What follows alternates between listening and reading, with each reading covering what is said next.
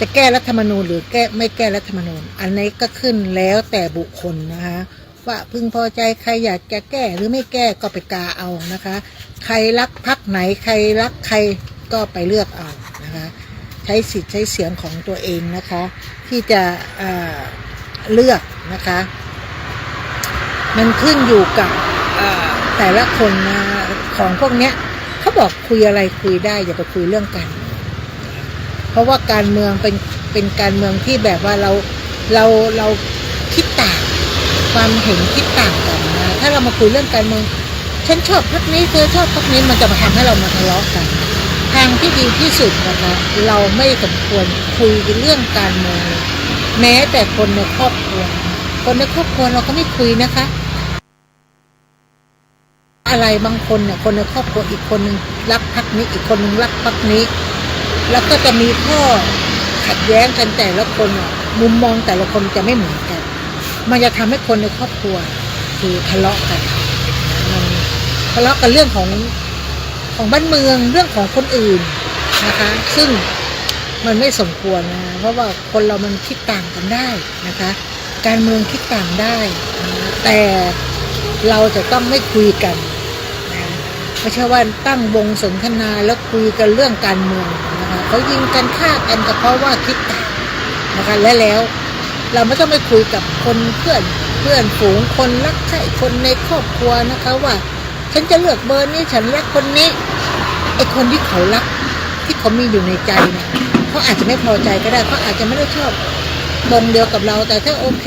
เกิดไปพูดปุ๊บแล้วมันตรงใจเขาอาจจะคุยกันได้แต่ถ้าเกิดไปพูดปุ๊บไปทำพรรคของเขาที่เขารักคนของเขาที่เขารักมันก็จะเป็นเรื่องเป็นราวนะคะและแล้วพวกนี้เรารักใครชอบใครก็ไปกาคนนั้นเอานะคะโดยที่ไม่ต้องไปพูดใครบอกใครนะคะก็ไปใช้สิทธิ์ใช้เสียงอยากให้ทุกคนไปใช้นะคะเพราะว่าอะไรถ้าเราไม่ใช้สิทธิ์คนอื่นก็จะมาสวมสิทธิ์เราเพราะถือว่าบางทีเราอาจจะชอบคนเนี้ยแต่เราไม่ใช้สิทธิ์พอเขาไม่ได้ขึ้นมาเราจะมาเสียใจว่าโอ้ยเราไม่ได้ไปใช้เสียงอาจจะขาดไป1 คะแนนที่ขาดคือคะแนนที่เราไม่ไปเลือกนะคะคะแนนที่เรา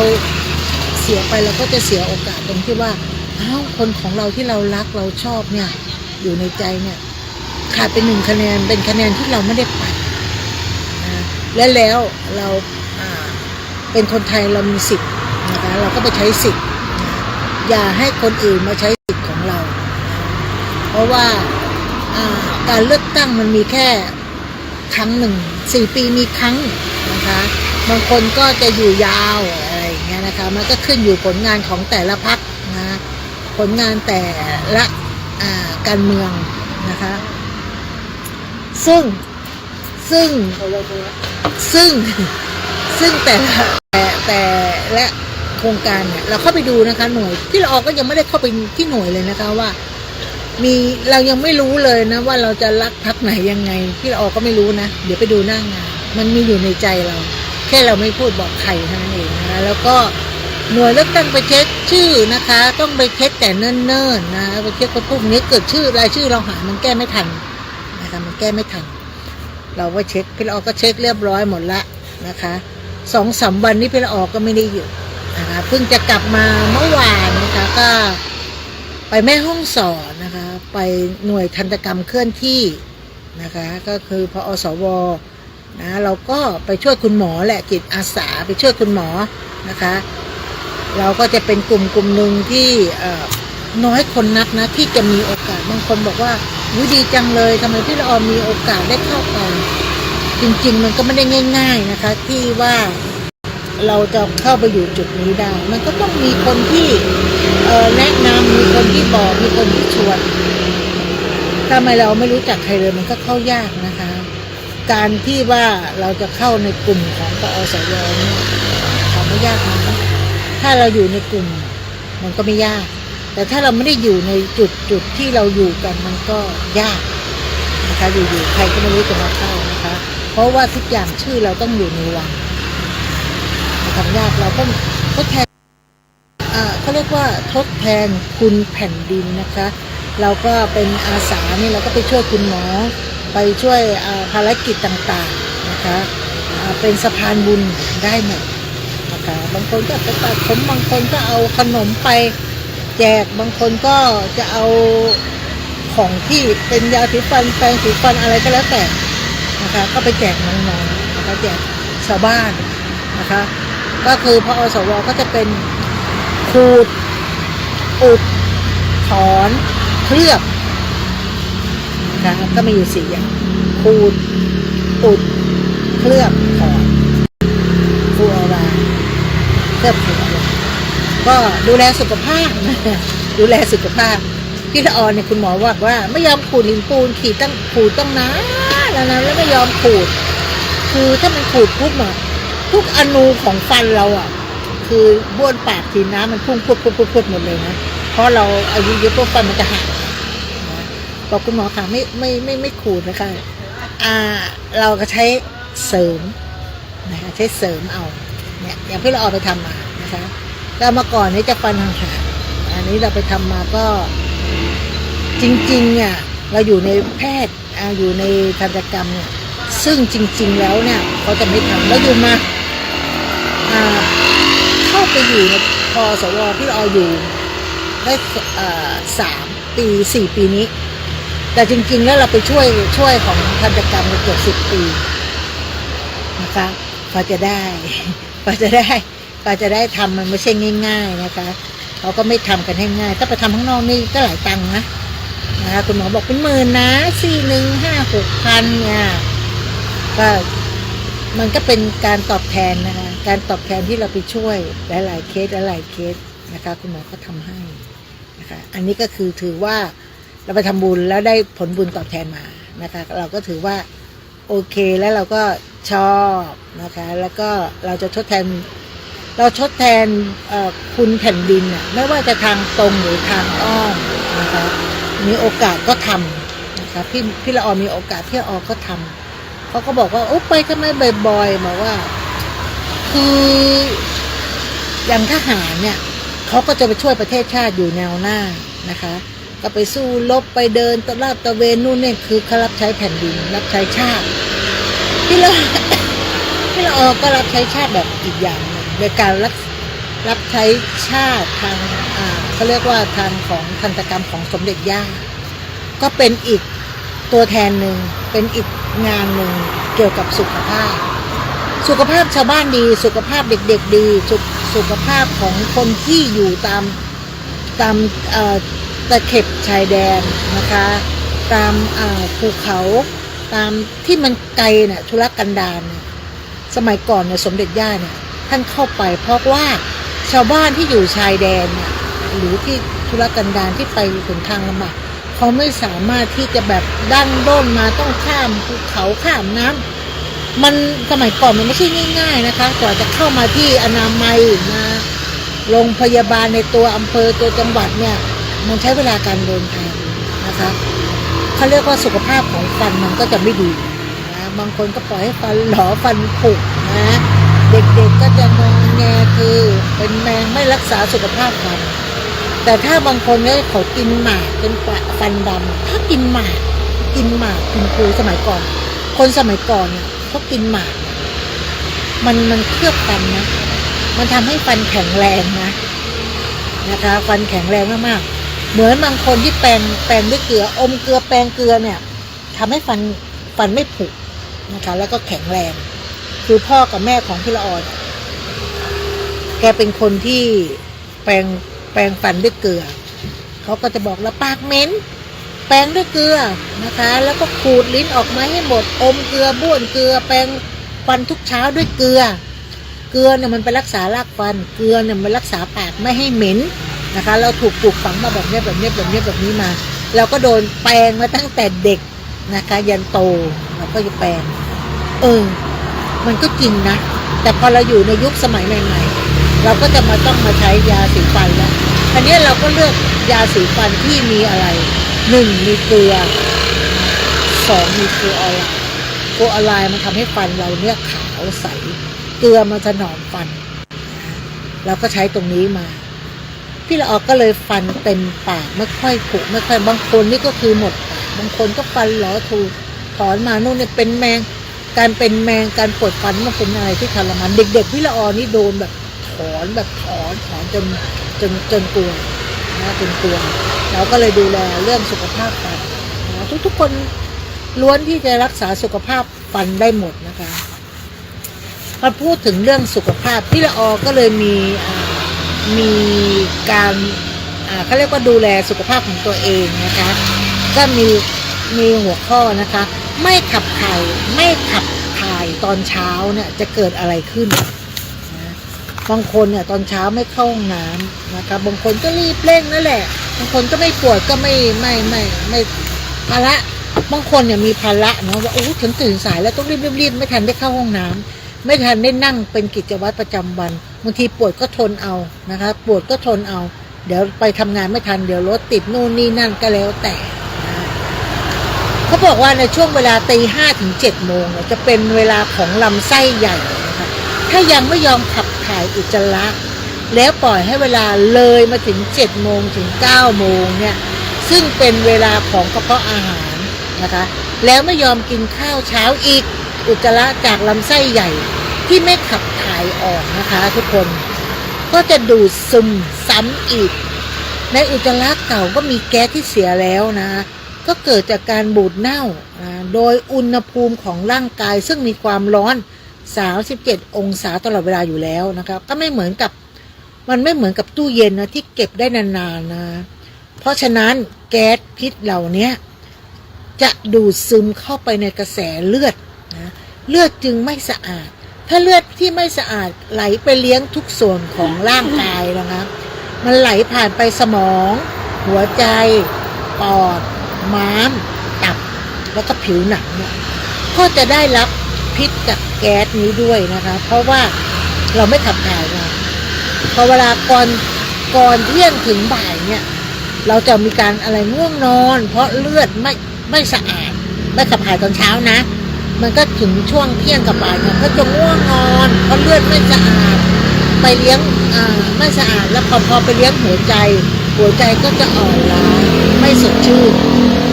มันก็จะมีกลิ่นตัวกลิ่นปากก็มาจากเลือดไม่สะอาดนั่นเองนะคะแล้วไปเลี้ยงปอดก็จะขับออกทางผิวหนังและลมหายใจตัวเองก็ไม่ค่อยได้กลิ่นหรอกแต่คนอื่นเขาจะได้กลิ่นนะอันนี้ก็เป็นเหตุอีกอย่างนะคะถ้าปล่อยไว้โดยไม่ขับถ่ายในช่วงเวลาตี 5นะถึง 7 โมงเนี่ยแล้วก็ไม่กินอาหารในช่วงเวลาเช้าเนี่ย7 โมงถึง 9 โมงเลือดไม่สะอาดไหลผ่านไปเลี้ยงสมองก็จะได้รับสารอาหารที่เป็นประโยชน์ไหมไม่เป็นนะคะเมื่อแก่ตัวเนี่ยความจำจะเสื่อมเร็วนะมันก็จะจะปวดหัวเข่าเมื่ออายุมากขึ้นและกรณีที่จะตามมาคืออะไรรู้ไหมคะเป็นฤทธิ์สีดวงวิธีแก้นะคะวิธีแก้ที่เราไม่ขับถ่ายนะคะก็คือพยายามขับถ่ายระหว่างตี 5 ถึง 7 โมงพยายามให้ได้ปวดไม่ปวดก็นั่งมันไปให้เป็นกิจวัตรจะออกไม่ออกวันแรกมันอาจจะไม่ขับถ่ายเลยก็ได้เราก็นั่งไปกิจวัตรนั่งไปเรื่อยๆนะคะเพราะว่าอะไรขับถ่ายนะคะถ้าในช่วงเวลาตี 5 ถึง 7 โมงถ้ามันไม่ขับถ่ายให้กินขมิ้นชันนะคะในช่วงเวลานี้เพื่อบริหารลำไส้ทำให้ลำไส้เนี่ยมันทำงานแล้วก็ควรกินข้าวเช้าทุกวันระหว่างเวลา 7 นาฬิกาถึง 9 นาฬิกาขับถ่ายเนี่ยพอไหวแต่ถ้ากินข้าว 7 โมงถึง 9 โมงพี่รอไม่ทันพี่รอจะกินข้าวประมาณ 10 โมง 9 โมงกว่า 10 โมงประมาณนี้แหละนะแต่บางครั้งบางวันไม่ขับถ่ายเลยนะมันก็ไม่สดชื่นจริงเลยนะคะพอเราไม่ขับถ่ายตอนเช้าเนี่ยมันเป็นอะไรที่มันเป็นอะไรที่มันไม่สดชื่นแบบไปดอยมามันก็จะไปเดินตัวอะไรก็ไม่รู้มันมากัดตัวขุ่นตัวอะไรเนี่ยดูเดี๋ยวแป๊วมันกัดหน่อยจนมันเจาะเป็นเลือดเลยตัวขุ่นเนี่ยมาใหม่เนี่ยเจาะจนเข้าหนังเลยนะก็นั่นแหละค่ะความสำคัญของการที่เราไม่ขับถ่ายตอนเช้าแล้วต่อมานะคะก็พยายามนั่งให้ ให้มันได้ให้มันมีความเคยชินก็ถ้าเกิดว่าในช่วงเวลานั้นเรานั่งไปเรื่อยๆนั่งไปเรื่อยๆเดี๋ยวมันก็ระบบมันจะรู้สึกเอง ถ้ามันไม่นั่นแล้วปุ๊บเราก็หาขมิ้นนะคะหรือถ้าบางคนเนี่ยเขาบอกกินขมิ้นไม่ได้นะคะมันผิวเราก็หาเป็นแคปซูลได้เดี๋ยวนี้มันจะมีเป็นแคปซูลนะคะเป็นขมิ้นเราก็อาจจะมากินก่อนนอนนะกินก่อนนอนก็ได้หรือว่าตอนเช้าก็ได้นะคะเพื่อมันแล้วก็ต่อไปในความสำคัญของอาหารมื้อเช้าเนี่ยการไม่กินอาหารเช้าเนี่ยมันเป็นพื้นฐานนะเป็นพื้นฐานที่ทำให้เกิดการเจ็บป่วยนะคะเป็นการเจ็บป่วยที่เราอาจจะมองข้ามไปก็ได้นะบางคนก็ไม่มีเวลานะรีบเร่งเกินไปนะคะตื่นเช้ามาก็ชงกาแฟไม่กินข้าวไม่กินข้าวเช้าเอาบ่ายก็คิดว่ามันเป็นเรื่องธรรมดาที่เกิดปฏิบัติอยู่เป็นประจำเราคิดอย่างนั้นเลยว่าคงไม่เห็นเป็นไรเพราะมันก็ไม่เป็นอะไรนะมื้ออาหารเช้าเป็นอาหารมื้อที่สำคัญที่สุดที่ร่างกายต้องการสารอาหารในช่วงเวลา7 โมงถึง 9 โมง7 โมงถึง 9 โมง 9 โมงเราเดินตลาดมันช้าไปครึ่งชั่วโมงคงจะโอเคนะ ระหว่างเวลาเนี้ยสมองและใบหน้าของคนเราต้องการเลือดนะคะแล้วก็ออกซิเจนมันเป็นอาหารบำรุงนะคะส่งไปเลี้ยงสมองนะพอเราทานข้าวเนี่ยมันจะถ้าเรากินไปเนี่ยมันจะบำรุงสมองเราให้สมองเราโลดแล่นโน่นนี่นั่นคิดอะไรก็จะคิดออกเวลาเราหิวข้าวมันมึนตึ๊บคิดอะไรไม่ออกนะถ้าไม่กินข้าวตอนเช้าเนี่ยและก็จะไม่มีเลือดมารับออกซิเจนนะคะส่งไปถึงมันถ้ามันไม่มีเนี่ยไม่มีออกซิเจนมันก็ไม่มีเลือดที่ไปเลี้ยงสมองแน่นอนนะเพราะสมองต้องการอะไรคะต้องการกรดอะมิโนไปบำรุงเซลล์สมองรวมถึงวิตามิน B1 B6 และ B12 พี่ละออคุณหมอให้วิตามิน B รวมมาจะพอเดือนแล้วเนี่ย17นี้ได้เดือนยังไม่ได้ทานตักเม็ดเลยเนี่ยเดี๋ยวคุณหมอต้องเดือดร้อนแน่คือเดือดให้เรานะสาเหตุที่เลือดไปเลี้ยงสมองได้น้อยเพราะอะไรกระดูกคอข้อที่1นะคะเคลื่อนไปเบียดทับเส้นประสาทหรือเส้นเลือดที่ไปเลี้ยงสมองนะคะกินอาหารที่ผัดน้ำมันบ่อยๆเป็นเวลานานๆเนี่ยแล้วเกิดไขมันเกาะตัวเหนียวมันก็จะสะสมอยู่ในลำไส้ก็จะมีโอกาสที่เลือดไปเลี้ยงสมองได้น้อยเพราะระบบดูดซึมเสียและถุงน้ำดี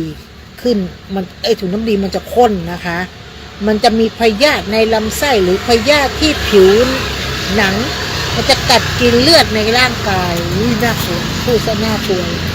นะคะแล้วก็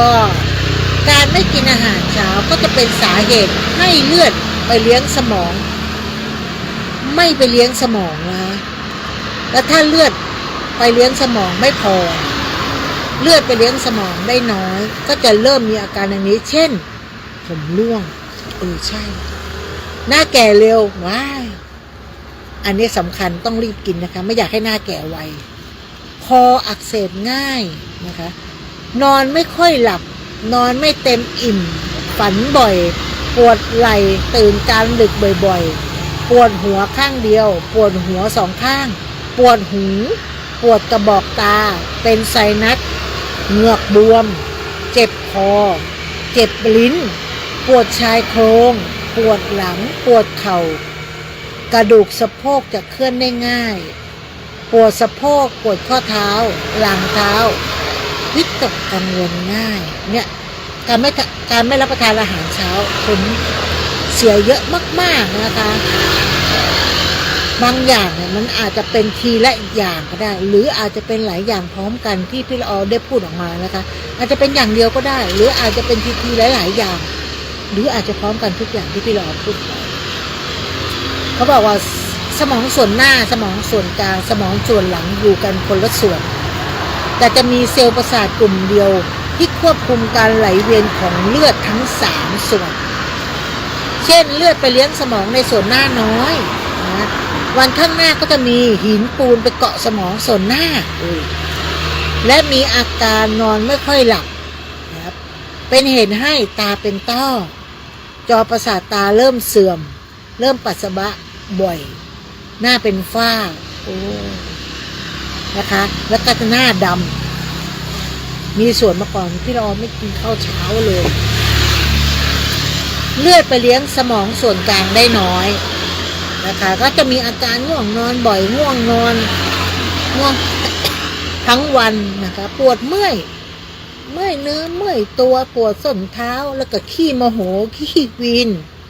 ท้องอืดอาหารไม่ย่อยต่อไปวันข้างหน้าความจำจะเสื่อมเริ่มจำไม่ค่อยได้แต่ความจำระยะยาวคือเรื่องเก่าๆยังจำได้อยู่ส่วนความจำระยะสั้นเนี่ยคือเรื่องใหม่ๆในปัจจุบันจะจำไม่ค่อยได้หลงลืมพูดวนไปวนมาความจำจะเสื่อมลงไปเรื่อยๆอันนี้เป็นคุยกับลูกค้าไปแป๊บๆลืมแล้วอ่ะพี่ละออลืมแล้วอ่ะเนี่ยการไม่เป็นอาหารเช้านะคะคือพูดวนไปวนมาคุยกับลูกค้าเมื่อกี้จ่ายหรือยังไม่จ่ายเท่านั้นเท่านี้ลืมไปแล้วนะคะเขาเอาอะไรมั่งลืมแป๊บเดียวลืมแล้วล้างสมองสั่งแล้วเขียนแล้วจบลบข้อมูลอย่างนั้นเลยนั่นแหละเขาเรียกว่าเลือดไปเลี้ยงสมองไม่เพียงพออาจจะเป็นหน้ามืดตามัวตอนเย็นเราอาจจะขาดอะไรต่างๆอาจจะขาดน้ำตาลขาดการดูแลสุขภาพนะคะมันทำให้หน้ามืดหรือว่าอย่างที่บอกเลือดไปเลี้ยงสมองไม่เต็มที่เลือดเลี้ยงสมองส่วนหลังเล็กน้อยเช่นอาจจะมีอาการแขนขาไม่ค่อยมีแรงเดินไม่ค่อยไหวนอนตื่นนอนบางครั้งแล้วก็อาจจะมีแขนขาตายเหมือนผีอำขยับตัวก็ไม่ค่อยได้สมองเสื่อมเกิดจากอะไรคะสาเหตุอาจเกิดจากเลือดไปเลี้ยงสมองนะคะไปเลี้ยงสมองเพราะกินอาหารผัดน้ำมันเป็นประจำติดต่อกันหลายปีแล้วก็สมองอาจเสื่อมได้การกินอาหารผัดอะไรที่มันเป็นน้ำมันเนี่ยอุดตันเส้นเลือดไขมันไปเกาะในหลอดเลือดไปเลี้ยงสมองไม่เพียงพอเนี่ยอันตรายมาก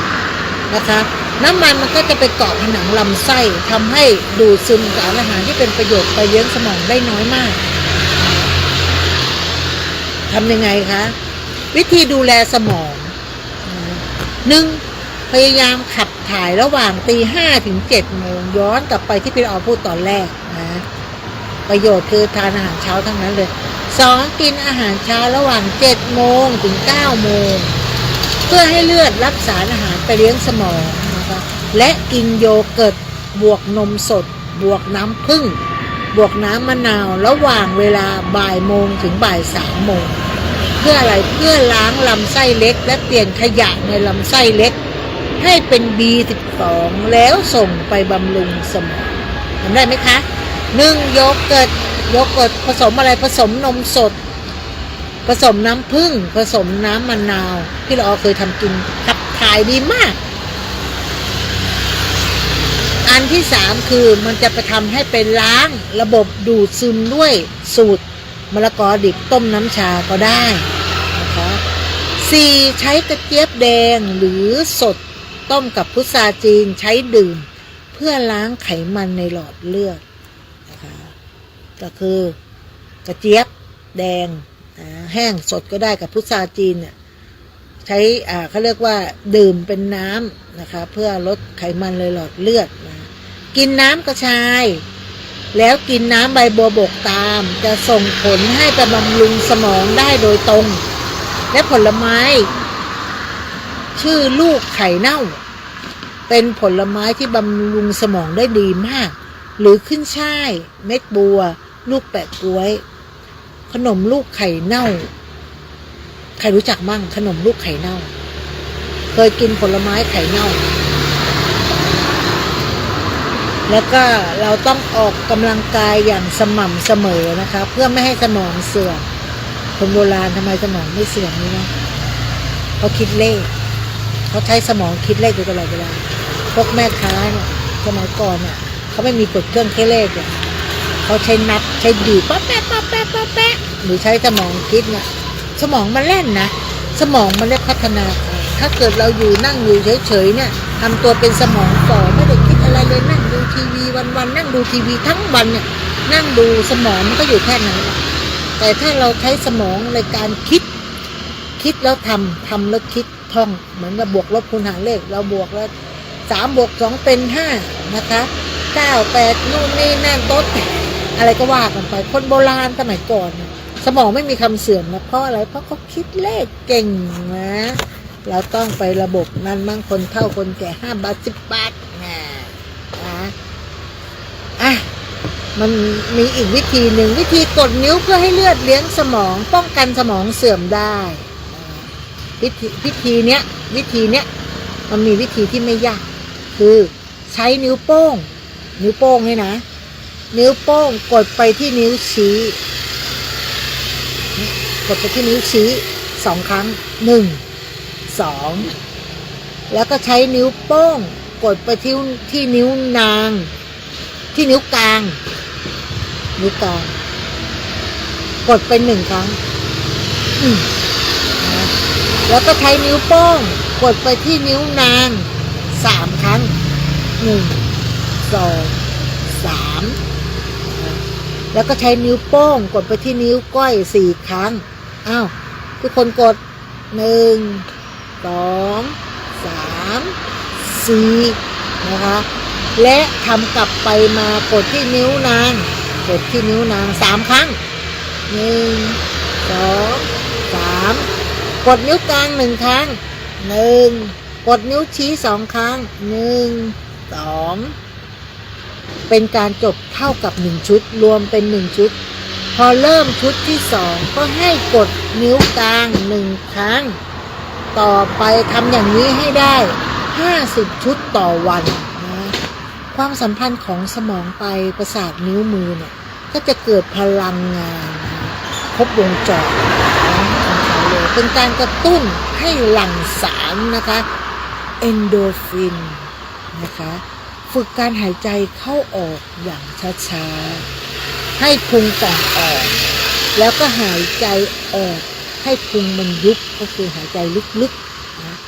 หายใจเข้าช้า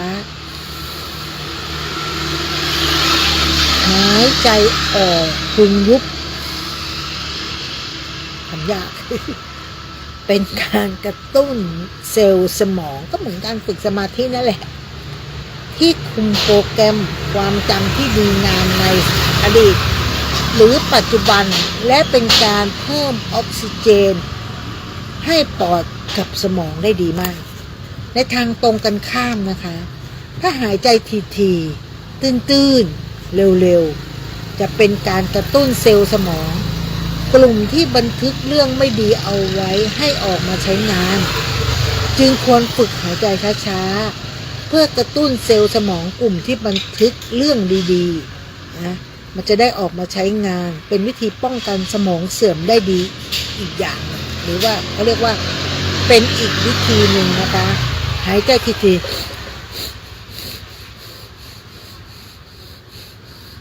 ๆเป็นการกระตุ้นสมองนะคะก็พยายามไว้นะคะนี่ก็คือการฝึกสมองของเรานะคะไม่ให้เป็นอัลไซเมอร์ไม่ให้เป็นความจำเสื่อมคราวนี้เราฝึกทุกอย่างมาหมดแล้วนะคะเราก็ต้องมาดูเกี่ยวกับอะไรเกี่ยวกับอาหารที่มันมีน้ำมันนะคะดูก้นกระทะและรอบๆเตาแก๊สของเรานะคะหรือท่อน้ำทิ้งที่ล้างจานกันถ้ามันมีคราบเหนียวของน้ำมันเกาะอยู่นะเราก็ล้างมันออกได้ถูกปะแต่แล้วถ้าเรากินอาหารผัดน้ำมันเป็นประจำเนี่ยน้ำมันที่เข้าไปโดยอุณหภูมิของร่างกายที่37 องศาเนี่ยเวลาน้ำมันมันเข้าร่างกายมันจะเหนียวเป็นกาวยึดเกาะที่ผนังลำไส้มันก็จะเป็นเวลานานๆเข้าก็จะหนาขึ้นไปขวางระบบดูดซึมของร่างกายก็จะเสียเราก็จะส่งอะไรไปล้างมันได้ล่ะค่ะก็คือเมื่อระบบดูดซึมเสียเพราะเรากินไขมันเข้าไปเยอะไงพวกน้ำมันต่างๆที่มันเข้าไปพวกอาหารทอดอาหารผัดด้วยน้ำมันเนี่ยมันเข้าไปเกาะในลำไส้เรามันไม่สามารถที่จะดูดซึมได้นะเมื่อระบบดูดซึมเสียแล้วทำยังไงคะลำไส้จะดูดซึมสารอาหารที่เป็นประโยชน์แล้วก็ไปสร้างเม็ดเลือดไม่ได้กินยาหรือวิตามินก็ไม่ดูดซึมเพราะผ่านขั้น ไขมันที่ผนังลำไส้ไปไม่ได้เพราะมันผ่านไม่ได้นะหรือผ่านไปก็ผ่านไปอย่างน้อยนิดต่างกับการให้น้ำเกลือโดยการฉีดเข้าเส้นเลือดโดยไม่ต้องผ่านระบบดูดซึมแต่ใครจะ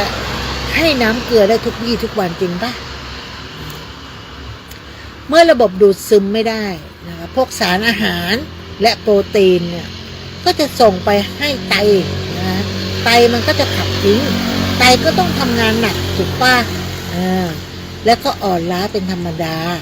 ผลที่ตามมาคือความเจ็บป่วยของร่างกายการเกิดโรคต่างๆนะคะเพราะทุกคนเนี่ยกินอาหารเป็นพวกประเภทน้ำมันผัดน้ำมันของทอดอะไรพวกเนี้ยของทอดที่มันใช้น้ำมันบ่อยๆหรือทุกวันเช้ามาเดี๋ยวก็ต้องไปกินเขาเรียกว่าอะไรนะกินปลาต้มโก มันทอดในน้ำมันไปโรงเรียนไปทำงานกินไก่ทอดพวกเนี้ยควรจะต้องล้างลำไส้เพื่อให้ระบบดูดซึมมันทำงานได้ดีขึ้นนะคะวิธีล้างระบบดูดซึมนะคะก็จะเป็นอะไรที่เราจะมาบอกนะคะก็คือ1โรคไตที่ระบบมันไม่ดีเนี่ยนะที่พี่บอกระบบดูดซึมนะคะเรื่องของชามะละกอระบบดูดซึมไม่ดีก็คือจะเป็นโรคไตซึ่งเกิดมาจากอะไรระบบดูดซึมไม่ดีที่พี่ละออพูดเนาะก็ทำให้อาหารที่กินเข้าไปแล้วนะมันจะเข้าเขาเรียกว่ามันเข้าตัวไม่ได้ก็จะถูกส่งไปให้ไตขับทิ้งทำให้ไตเนี่ยมันทำงานหนักกินเค็มมากกินนู่นนี่มากคือทุกอย่างระบบมันลวนไปหมดละมันจะโยนไปให้ไตเลยไตมันก็จะทำงานหนักมากกว่าปกติลำไส้เล็กก็จะต้องถูกดูดซึมจากกลุ่มไหนกลุ่มสารอาหารที่จะไปสร้างกรดนะคะสร้างกรดอะมิโนนะคะเพื่อไปสร้างเซลล์ใหม่ในร่างกายเช่นเซลล์กล้ามเนื้อเซลล์ประสาทเซลล์กระดูกก็ได้แก่อะไรโปรตีนวิตามิน C B1 B3 B6 นะลำไส้ใหญ่ต้องดูดซึมกลุ่มสารอาหารต่างๆที่จะไปสร้างเม็ดเลือดเพื่อไปสร้างภูมิคุ้มกันได้แก่วิตามิน A C E กลุ่มพวกนี้นะคะถ้าลำไส้เล็กดูดซึมไม่หมดก็จะส่งไปให้กับไตก็มีหน้าที่อะไรมีหน้าที่กรองเลือดนะคะกรองเลือดว่าเม็ดไหนมันหมดอายุนะคะก็จะกรองออกไปเม็ดเลือดที่ยังไม่หมดอายุก็ส่งกลับคืนไปและอื่นๆอีกมากไตทำงานหนักโดยไม่จำเป็นเลยนะคะ1การกินอาหารรสจัดไตเหนื่อยการกินอาหารผัดน้ำมันเป็นประจำกินเนื้อสัตว์แล้วไม่มีวิตามิน C B1 B3 B6 ซึ่งหาได้จากการดื่มน้ำจากชามาช่วยเปลี่ยนโปรตีนจากเนื้อสัตว์ให้เป็นกรดอะมิโนจะมีประโยชน์ต่อร่างกายมากเกิดจากความกลัวขี้ตกใจนะชอบข่มขู่คนอื่นถ้าเป็นอย่างนี้ร่างกายจะผลิตไขมันขึ้นมาเองทำเป็นให้เป็นไขมันฝ่ายร้ายถ้ามีอารมณ์ดีไม่เครียดมีจิตเมตตาก็จะเป็นฝ่ายไขมันดีนะคะถ้าดูแลปอดดีไตก็จะแข็งแรงเมื่อไตแข็งแรงกระดูกก็จะแข็งแรงด้วยวิธีดูแลไตดูยังไงรู้ว่าเราเป็นโรคไตก็ควรให้หมอรักษาดีที่สุดนะงดอาหารผัดน้ำมันล้างลำไส้หรือระบบดูดซึมด้วยสูตรนะคะ1มะละกอดิบต้มน้ำเอาน้ำมาชงชาดื่มกิน2โยเกิร์ตนมสดน้ำผึ้งมะนาวดื่มกิน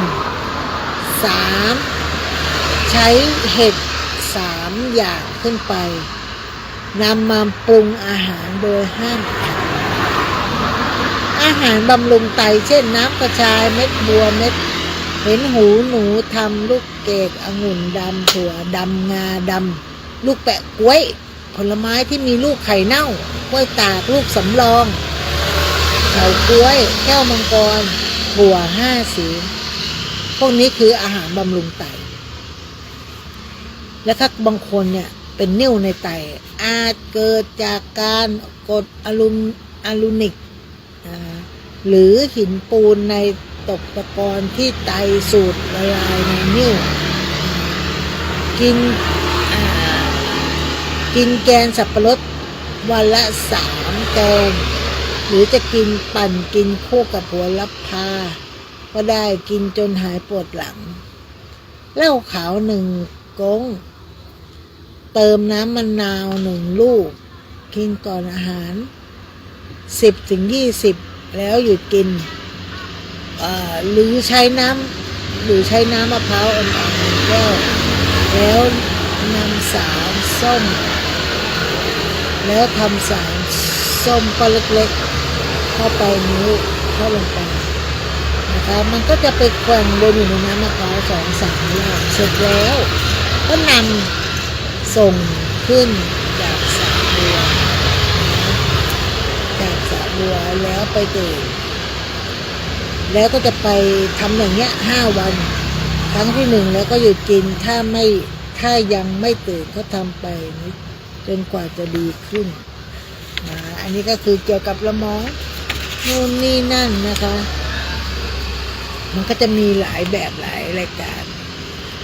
แล้วก็จะมีสูตรการล้างไตรากหมากมะพร้าวรากตาลลูกใต้ใบรวมเขาเรียกว่ารวมตัวกันแล้วเอาน้ำมาดื่มเพื่อล้างไตอันนี้ก็เกี่ยวกับสูตรการล้างไตอันนี้ก็มาดูถุงน้ำดี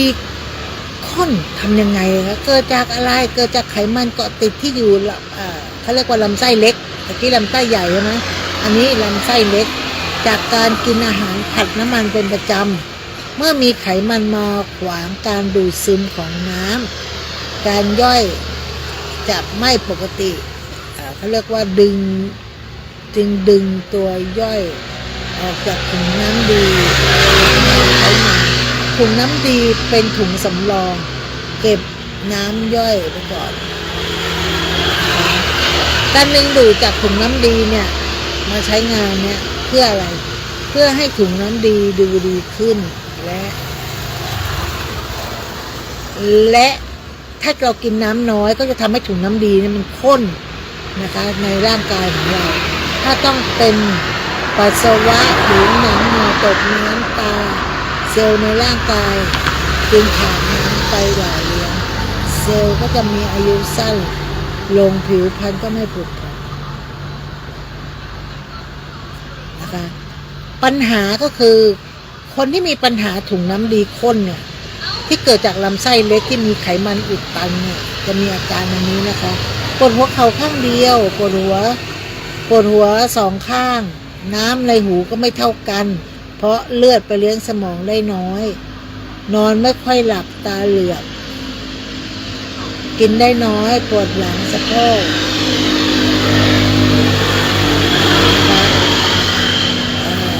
ปวดหัวเข่าข้างเดียวปวดหัว2 ข้างน้ำในหูไม่เท่ากันนะคะเพราะเลือดไปเลี้ยงสมองได้น้อยนะคะนอนก็ไม่ค่อยหลับตาเหลืองไหมพี่รอนกินได้น้อยปวดหลังปวดสะโพกปวดน่องตาฝ้าฟางตาเป็นต้อเหงือกบวมปวดหัวเข่าขาไม่มีแรงเมื่อถุงน้ำดีข้นมากขึ้นทุกวันก็อาจจะเป็นถุงเป็นนิ่วในถุงน้ำดีนะควรแก้ด้วยการล้างระบบดูดซึมทั้งหมดง่ายๆเลยวิธีดูแลถุงน้ำดีก็คืองดอาหารผัดน้ำมันดื่มน้ำมันครั้งละน้อยๆแต่ดื่มบ่อยๆดื่มน้ำนะไม่เครียดไม่อดนอนกินดีบัวไส้ในของเม็ดบัวกินดีบัวไส้ในของเม็ดบัวแบบตากแห้งต้มกินน้ำแล้วช่วยบำรุงถุงน้ำดีเมื่ออาการดีขึ้นหยุดกินพี่เราเคยเห็นนะไอ้เนี้ยกินลูกเกดเอาองุ่นมาให้กินลูกเกดองุ่นตากแห้งลูกเกดก็คือองุ่นตากแห้งนั่นแหละก็รับประทานไปมันก็มีวิธีแก้ไขอะไรมากมายนะแล้วขึ้นอยู่กับเราจะเอา เราจะทำแบบไหนกินแบบไหน กินอะไรให้มันเป็นยากินอะไรให้มันดูแลสุขภาพ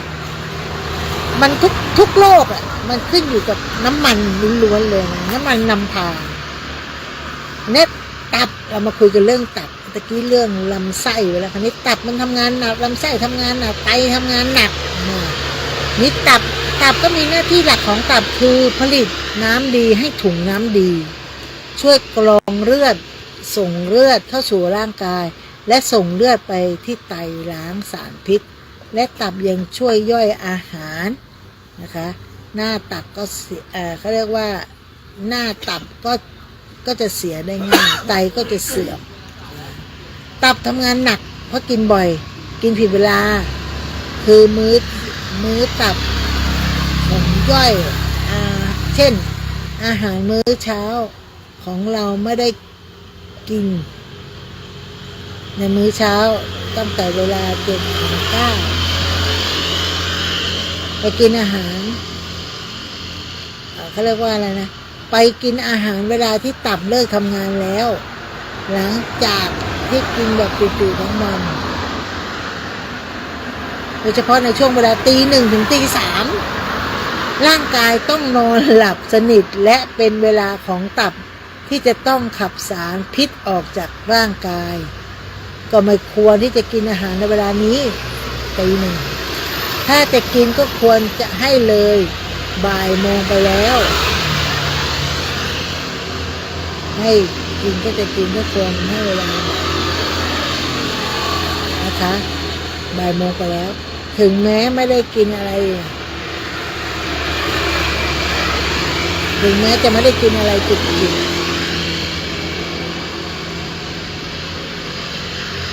แล้วก็ตัวเขาเรียกว่าตับก็ต้องรองรับอารมณ์โกรธโมโหนะคะขี้อิจฉา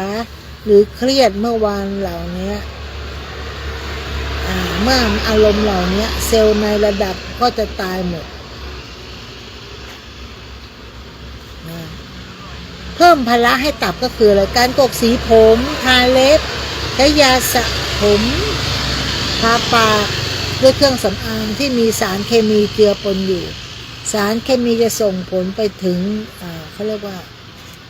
ไปถึงตัวเครื่องสำอางเลยนะก็จัดระบบกกสีทาเล็บ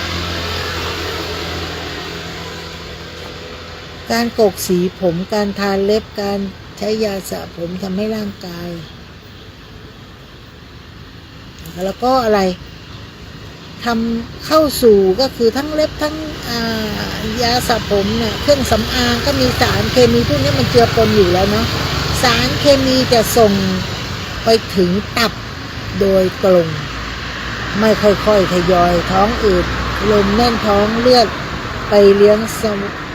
กระดูกนะคะเชิงกรานมดลูกก็เริ่มโตเจ็บตึงที่ส้นเท้าผู้ชายก็จะเป็นต่อมลูกหมากนะคะโตได้เหมือนกันวิธีป้องกันล้างสารพิษในตับอันนี้อาจจะเป็นสุดท้ายแล้วนะพรุ่งนี้เราจะมาเล่าสู่เรื่องสุขภาพกันใหม่ว่าเป็นไรฝุ่นปวดหัวเข่าตีได้ทำยังไงนะคะไปวิธีล้างสารพิษในตับกินเห็ด3 อย่างขึ้นไปปรุงอาหารห้ามผัดน้ำมันนะแต่ใช้กะทิแทนน้ำมันก็จะได้ประโยชน์มากกว่าต้มเห็ดแล้วกินแต่น้ำก็ได้กินขมิ้นชันก่อนนอนเพื่อไขมันในระบบขับนะคะการดูแลตับให้แข็งแรงจะช่วยให้เลือดไหลเวียนดีขึ้นงดใช้เครื่องสำอางขึ้นมือ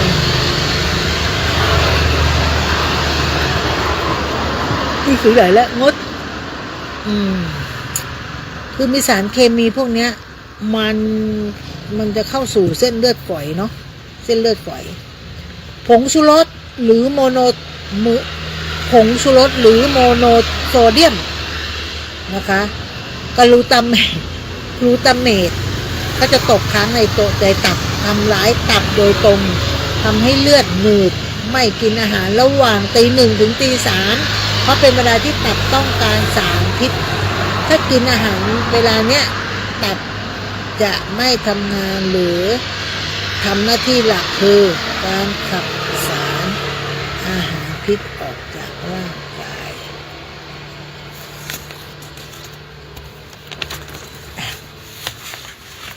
ก็วันนี้นะคะก็เราก็จะพูดเรื่องเกี่ยวกับพวกเรื่องตับเรื่องนู่นนี่นั่นนะคะพรุ่งนี้เราค่อยมาคุยกันเรื่องไรฝุ่น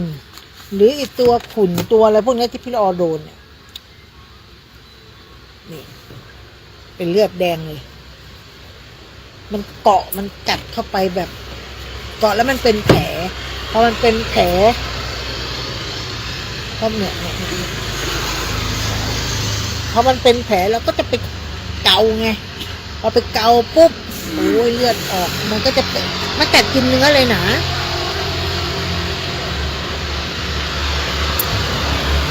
มันกัดกินเนื้อเข้าไปข้างในเลยมันก็จะทำให้แบบมันคันอ่ะมันคันมันแพ้มันทุกอย่างนะพวกนี้เราก็ต้องมีการล้างสารพิษอย่างพี่ละออนเป็นภูมิแพ้เนี่ยวันที่17ก็ต้องไปหาหมอละนะเป็นภูมิแพ้นะแล้วก็โอ้ยหลายอย่างก็เราก็มาดูแลตัวเองเลยฮะอะไรเอาแล้วตัวพูดเลย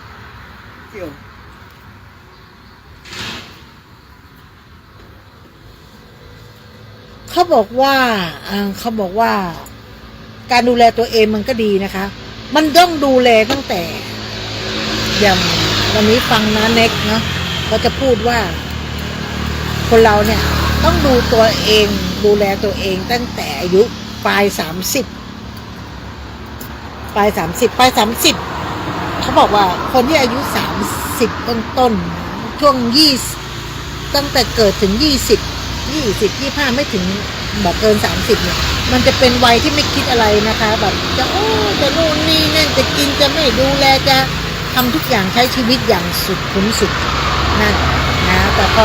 เริ่มวัย30ถึง40มันเป็นวัยที่ถามว่าเหนื่อยไหมก็ยังชิลอยู่นะแต่ว่ายังทำงานเป็นระบบทำงานแบบอิหลุยฉุยแฉกความจริงแล้วมันต้องตั้งระบบตั้งแต่พอจบเรียนใหม่ๆปุ๊บตั้งวางแผนไว้เลยว่าเราจะทำอะไรในช่วงเวลานี้จะออมก็ออมในช่วงเวลา30ถึง40นี่แหละนะคะออมมาเลยวางระบบให้มันดีๆพอ40ไปแล้วปุ๊บมันจะบางคนบอกว่าโคตรเหนื่อยเลยนะ30ถึง40เนี่ยมันเป็นช่วงที่มีกำลังพวกวัยรุ่นยังพุ่งพ่านแบบร่างกายเรายังแข็งแรงอ่ะพอร่างกายแข็งแรงบางคนบอกไปกินเหล้าเนี่ยสมัยก่อนเนี่ย20ต้นถึง30เนี่ย30ไปเนี่ยคือทำงานกี่อย่างก็ได้มันยังชิวๆทำได้หมดไม่รู้จักเหน็ดเหนื่อยนะคะแล้วก็ยังบ้าจี้ยังทำไม่รู้จักเหนื่อยยังทำงานไหวนะคะเขาเรียกว่าบางคนก็จะไปสังสรรค์กันก็จะเป็นอะไรที่แบบชนแก้วมันเอากันแบบหัวเมากันไปข้างนึงกินขวด2ขวดบ่อยไม่อยู่มันยังรู้สึกอินกับการที่ใช้ชีวิตการกินไม่ว่าจะกินแอลกอฮอล์หรือทำอะไรก็แล้วแต่ใช้ชีวิตมันมีความสุขมันยังมีแรงทุกอย่างมันทำได้พอเข้าสู่วัย40ปุ๊บทุกอย่างมันจะดรอปลงเลยให้สังเกตในช่วง20ต่างๆพอ30ถึง40มันจะเป็นวัยที่เจริญพันธุ์วัยที่มันทำได้หมดเหนื่อยเราใช้ร่างกายสมบูรณ์สมบันมากใน10ปีเนี้ยใช้ร่างกายสมบูรณ์สมบันโดยไม่คิดอะไรเลยคนส่วนมากเพราะ40ถึง50มันเป็นอะไรที่แบบนิ่งเริ่มแบบว่าไปกินสังสรรค์กับเพื่อนเมื่อก่อนนี้สุดคืนก็ได้พอ40ถึง50มันเป็นช่วงวัยหัวเลี้ยวหัวแก่การกระโดดแก้วนะกระโดดสักแก้ว2แก้วเลยชักแบบเบื่อแล้วกินแค่นี้อิ่มแล้วไม่ต่อแล้วนะในช่วงนี้ก็คือแล้วทุกอย่างมันจะถดถอยหมดเลยนะในช่วงวัยนี้นะบางคนก็ยังกระดีกระดามันก็ช่วง40ต้นพอ40ปลายปุ๊บทุกอย่างมันระบบมันคืออยากเที่ยวอยากกินอยากนู่นยังมีอยู่แต่ว่ามันเริ่ม เขาเรียกว่ามันเริ่มถอยหลังนะครับแล้วก็การทำงานเริ่มขี้เกียจเริ่มง่วงนอนเริ่มอะไรหลายๆอย่างพอ30 ถึง 40จาก40 ถึง 50มันเป็นวัยที่แบบ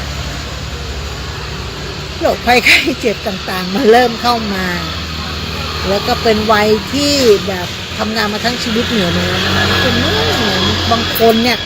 ยังใช้ชีวิตแบบโอ้โหมีสินก็ยังไม่หมดนะยังใช้ชีวิตที่แบบมันไม่รู้จักบรรยะมันยังกับชีวิตตัวเอง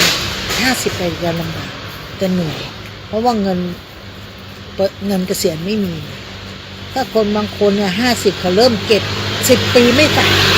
ถึง60เกษียณปุ๊บที่เราเก็บมา10 ปีเนี่ยพอเลี้ยงตัวเองได้เพราะมัน60มันจะได้เบี้ยคนชรามันก็น้อยนิดแต่มันก็ยังดีไงเพราะเราไม่ใช่มันก็สะสมเอาไว้มันเป็นเขาเรียกว่ามันงอกเงยมาจากการที่เรา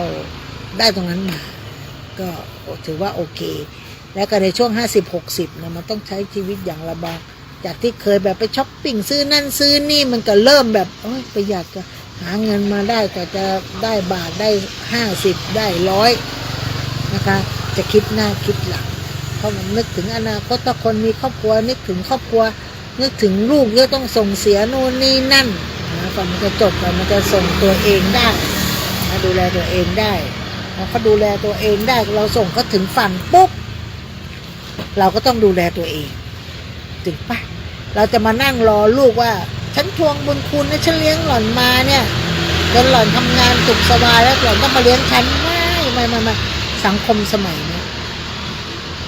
เราให้ลูกถึงฝั่งเราจะไปคาดหวังให้เขามาเลี้ยงเราอย่าไปคิดเอาแค่ว่าส่งเขาให้มันรอดให้เขาดูแลตัวเองได้ไม่ต้องมายุ่งกับเรานะคะในช่วง60ไปถึง70เนี่ย10 ปีเนี่ยเราต้องดูแลตัวเองและดูแลร่างกายดูแลสุขภาพอยากไปไหนไปอยากทำอะไรทำนะคะเพราะมันไม่รวยแล้วถ้าคนรวยก็รวยไปคนที่ไม่รวยมันก็ไม่รวยแต่เรารวยอะไรรวยเขาเรียกว่ารวยอะไรอะรวยความสุขต้องพูดอย่างเงี้ยรวยความสุขอยากไปไหนก็ไปอยากทำอะไรก็ทำไปในช่วง60 ถึง 70มันเป็นวัยเกษียณละเราสามารถจะเดินเขาเราสามารถที่จะขับรถไปดูบรรยากาศสามารถไปเล่นน้ำในทะเลสามารถจะปีนเขาหรือขึ้นเขาเล็กๆน้อยๆหรือขับรถขึ้นไปเที่ยวชมบรรยากาศเราลงรถปุ๊บเราสามารถที่จะเดินไปเที่ยวไปนู่นนี่นั่นได้ภายใน10 ปีเนี่ยคุณตักตวงความสุขให้ร่างกายของเราอยากไปไหนไปอยากทำอะไรทำในช่วง10 ปีนี้นะคุณทำเลยนะคะเพราะว่ามันบั้นปลายชีวิตแล้วในช่วง60 ถึง 70 ปีเนี่ยเราต้องใช้ชีวิตอย่างไม่ประมาทแล้วนะเพราะอะไรเราไม่รู้ว่าในช่วง10 ปีเนี่ยเราจะตักตวงความสุขได้มากน้อยแค่ไหนเพราะว่าจากอายุ1 ขวบมาถึง50-60เนี่ยระหว่างนั้นเราใช้ชีวิตมาจนคุ้มเราอาจจะต้องเรียนหนังสืออย่างหนักต้องพอจบจากการเรียนหนังสือต้องมาทำงานเก็บเงินนู่นนี่นั่นมาสร้างเนื้อสร้างตัวสร้างครอบครัวเนี่ยมันใช้เวลาเนิ่นนานพอเราส่งลูกเรียนส่งลูกถึงฝั่งนู่นนี่นั่นเสร็จผ่อนบ้านผ่อนรถอะไรก็แล้วแต่ในช่วงเนี้ยเราเหน็ดเหนื่อยมาเยอะแล้วในช่วงวัยเกษียณคือ60 ถึง 70เป็นวัยที่แบบผ่อนคลายบางบ้านนะบางบ้าน60ฉันยังผ่อนบ้านไม่หมดเลยฉันยังผ่อนรถไม่หมดเลยแต่ฉันก็เที่ยวนะมันต้องแยกแยะ1มันไม่รวยไม่แน่นอนเราก็ใช้ชีวิตแบบเนี้ยเราอยู่ในสภาพนี้เราก็ต้องอยู่ในสภาพเนี้ยอยู่ในสภาพที่เราคิดว่าเราทำได้เท่านี้เราอย่าไปเห็นช้างขี้ตามช้างมันเหนื่อยนะคะช้างมันขี้ก้อนใหญ่นะคะเราเอาแค่ก้อนขี้หมาก็พอนะดูขี้หมาก้อนเล็กๆก็พอแล้วใช้ชีวิตแบบนั้นก็พอแล้วนะคะเพราะอะไรเราไม่รู้ไงว่าเราจะแบบไปเกิดอะไรขึ้นอาจจะแบบเป็นลมหน้ามืดนู่นนี่แล้วไปเลยเราไม่รู้เลยเราไม่รู้อนาคตแล้วอยากไปไหนไปอยากทำอะไรทำอยากทำบุญอยากมีเงินสักก้อนอยากทำบุญหรือไม่มีก็แล้วแต่ใช้ชีวิตวันนี้ฉันหาได้ใช้นี่ใช้สินปุ๊บอีก10 วันอีก5 วันฉันก็ไป เที่ยวอยากไปไหนก็ไปในที่เราอยากไปแล้วแบบทำให้เขาเรียกว่าไปชาร์จแบตตัวเองให้ตัวเองมีสุขภาพมีเขาเรียกว่ากระชุ่มกระชวยไม่ใช่ว่าเป็นคนเฒ่านั่งอยู่บ้านแบบนั่งหลังงองไม่ทำอะไรแบบนั่งดูทีวีไม่ได้ใช้สมองดูผ่านไปเรื่อยๆแล้วก็มานั่งหน้าบ้านดูลูกหลานเล่นไปเล่นมาดูชาวบ้านดูเด็กมันวิ่งดูชาวบ้านก็ทำนั่นทำนี่แล้วก็นั่งมองล็อกแรกเก้าอี้ตัวหนึ่งมันนั่งแล้วตื่นเช้ามาก็มารดน้ำต้นไม้พรวนดินนู่นนี่นั่นเสร็จเป็นคนเฒ่าที่แบบไม่เอานะเราต้องตื่นเช้ามาออกกำลังกายกระฉับกระเฉงนะคะกินข้าวเช้าเสร็จแล้วฝึกสมองนะคะไม่ว่าจะทำอะไรแล้วแต่เรานั่งเอาไพ่มาก็ได้มันนั่งเล่นคนเดียวเขาเรียกว่าถอดไพ่คิดเลขคิดตามบวกเลขบวกลบคูณหารเราอย่าไปใช้เครื่องคิดเลขนะสมองไม่พัฒนาทุกวันเนี้ยทุกคนอย่างพี่ละออยใช้เครื่องคิดเลขบางทีคิดไม่ถูกนะแต่คิดเงินได้นะ ขายของต้องคิดเงินเป็นนะก็ทำระบบให้สมองมันมีความจำพัฒนาสมองเราดูอะไรปุ๊บเราก็ต้องคิดตามถ้าเราไม่คิดตามเราดูแล้วผ่านไปเรื่อยๆมันไม่ได้ประโยชน์อะไรเลยนะมันต้องคิดตามสมองมันต้องพัฒนาเป็นคนช่างอ่านช่างสังเกตช่างจำช่างดูนู่นดูนี่หากิจกรรมอะไรแล้วแต่มานั่งทำมาให้เราอยู่เฉยๆถ้าเราอยู่เฉยๆสมองเราไม่พัฒนานะคะไม่จำเป็นเลยว่าฉัน60แล้วฉัน50แล้วฉันไม่ต้องทำอะไรแล้วฉันไม่พัฒนาอะไรแล้วไม่ได้คุณอย่าไปเป็นผักเป็นปลานะคะปลดใบเกษียณปุ๊บฉันเป็นผักเป็นปลา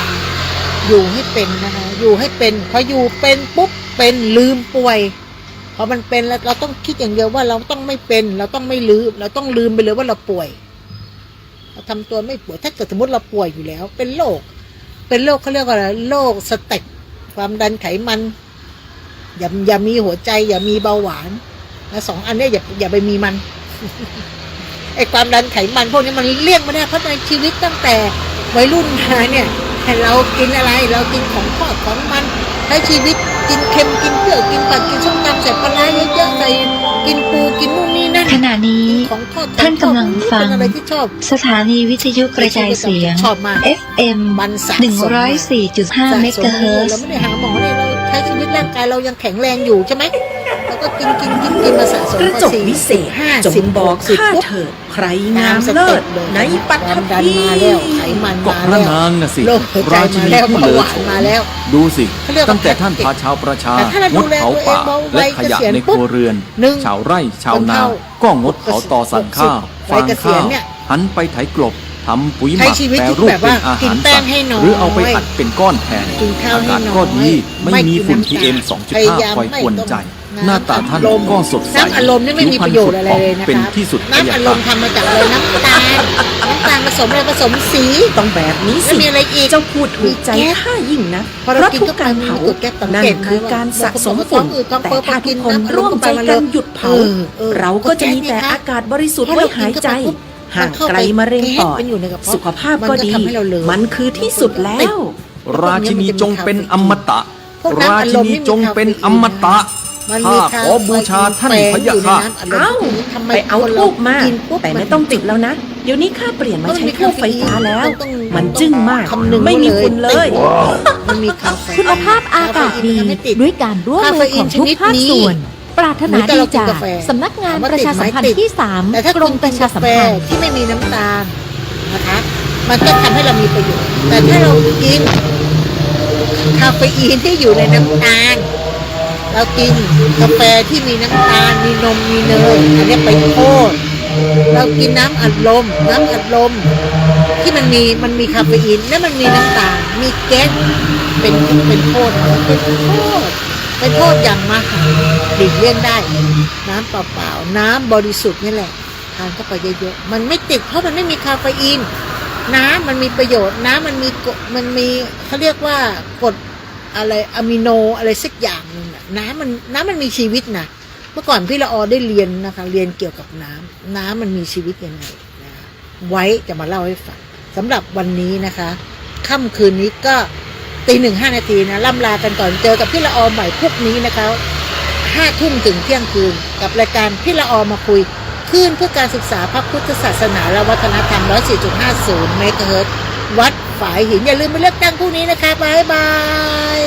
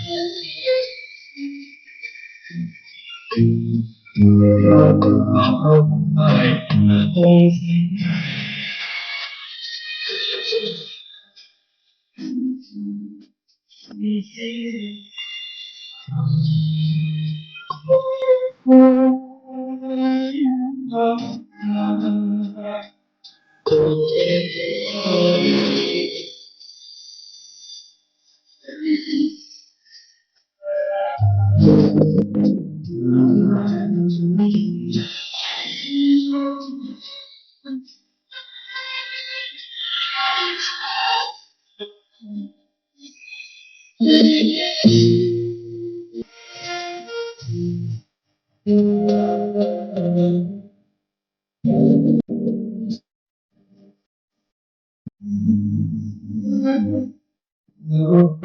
ไ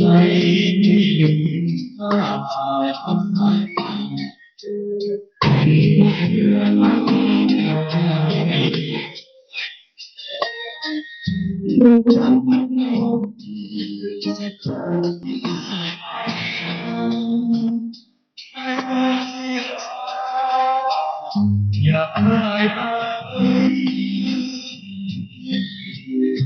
ตอนพระบุรุษผู้ย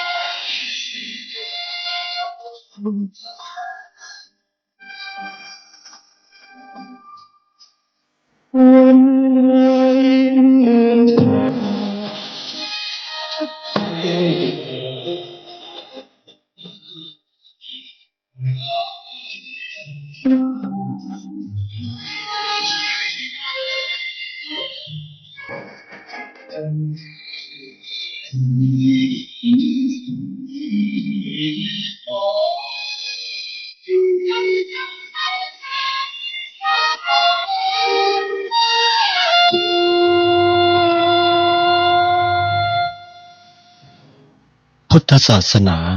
เป็นศาสนาสำหรับชาติเราศาสนาในสมัยนี้เป็นของที่แยกจากชาติไม่ได้เป็นความจำเป็นที่เราทั้งหลายผู้เป็นไทยจะต้องมั่นคงอยู่ในศาสนาพระพุทธซึ่งเป็นศาสนาสำหรับชาติเราพระพุทธศาสนาก็ดีหรือศาสนาใดก็ดีที่ตั้งมั่นอยู่ได้ก็ด้วยความมั่นคงของผู้เลื่อมใสตั้งใจที่จะรักษาและข้าพเจ้าพูดทั้งนี้ก็เพื่อชักชวนท่านทั้งหลายอย่างเป็นเพื่อนไทยและเพื่อนพุทธศาสนิกชนด้วยกันทั้งนั้นเพื่อความมั่นคงแห่งพระพุทธศาสนาข้าพเจ้ารู้สึกว่าได้ทำหน้าที่สมควรแก่อุปถัมภ์พระพุทธศาสนา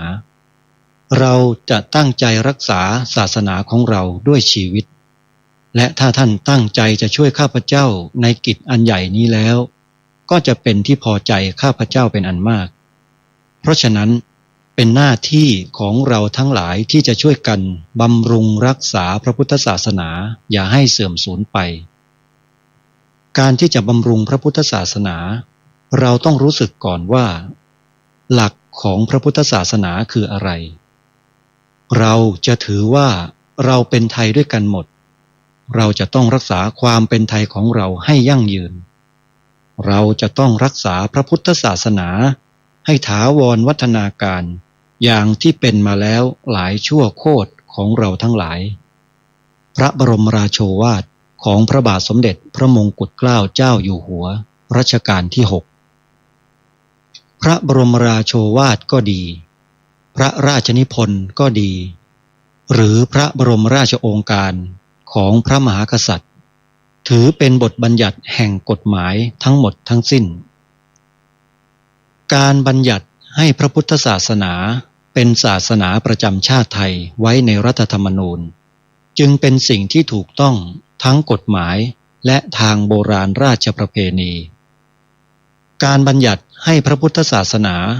เป็นศาสนาประจำชาติไทยไว้ในรัฐธรรมนูญย่อมเป็นหลักค้ำประกันให้กับประชาชนคนไทยว่าตนได้ปฏิบัติตามกฎหมายอย่างแท้จริงการบัญญัติให้พระพุทธศาสนาเป็นศาสนาประจำชาติไทยไว้ในรัฐธรรมนูญ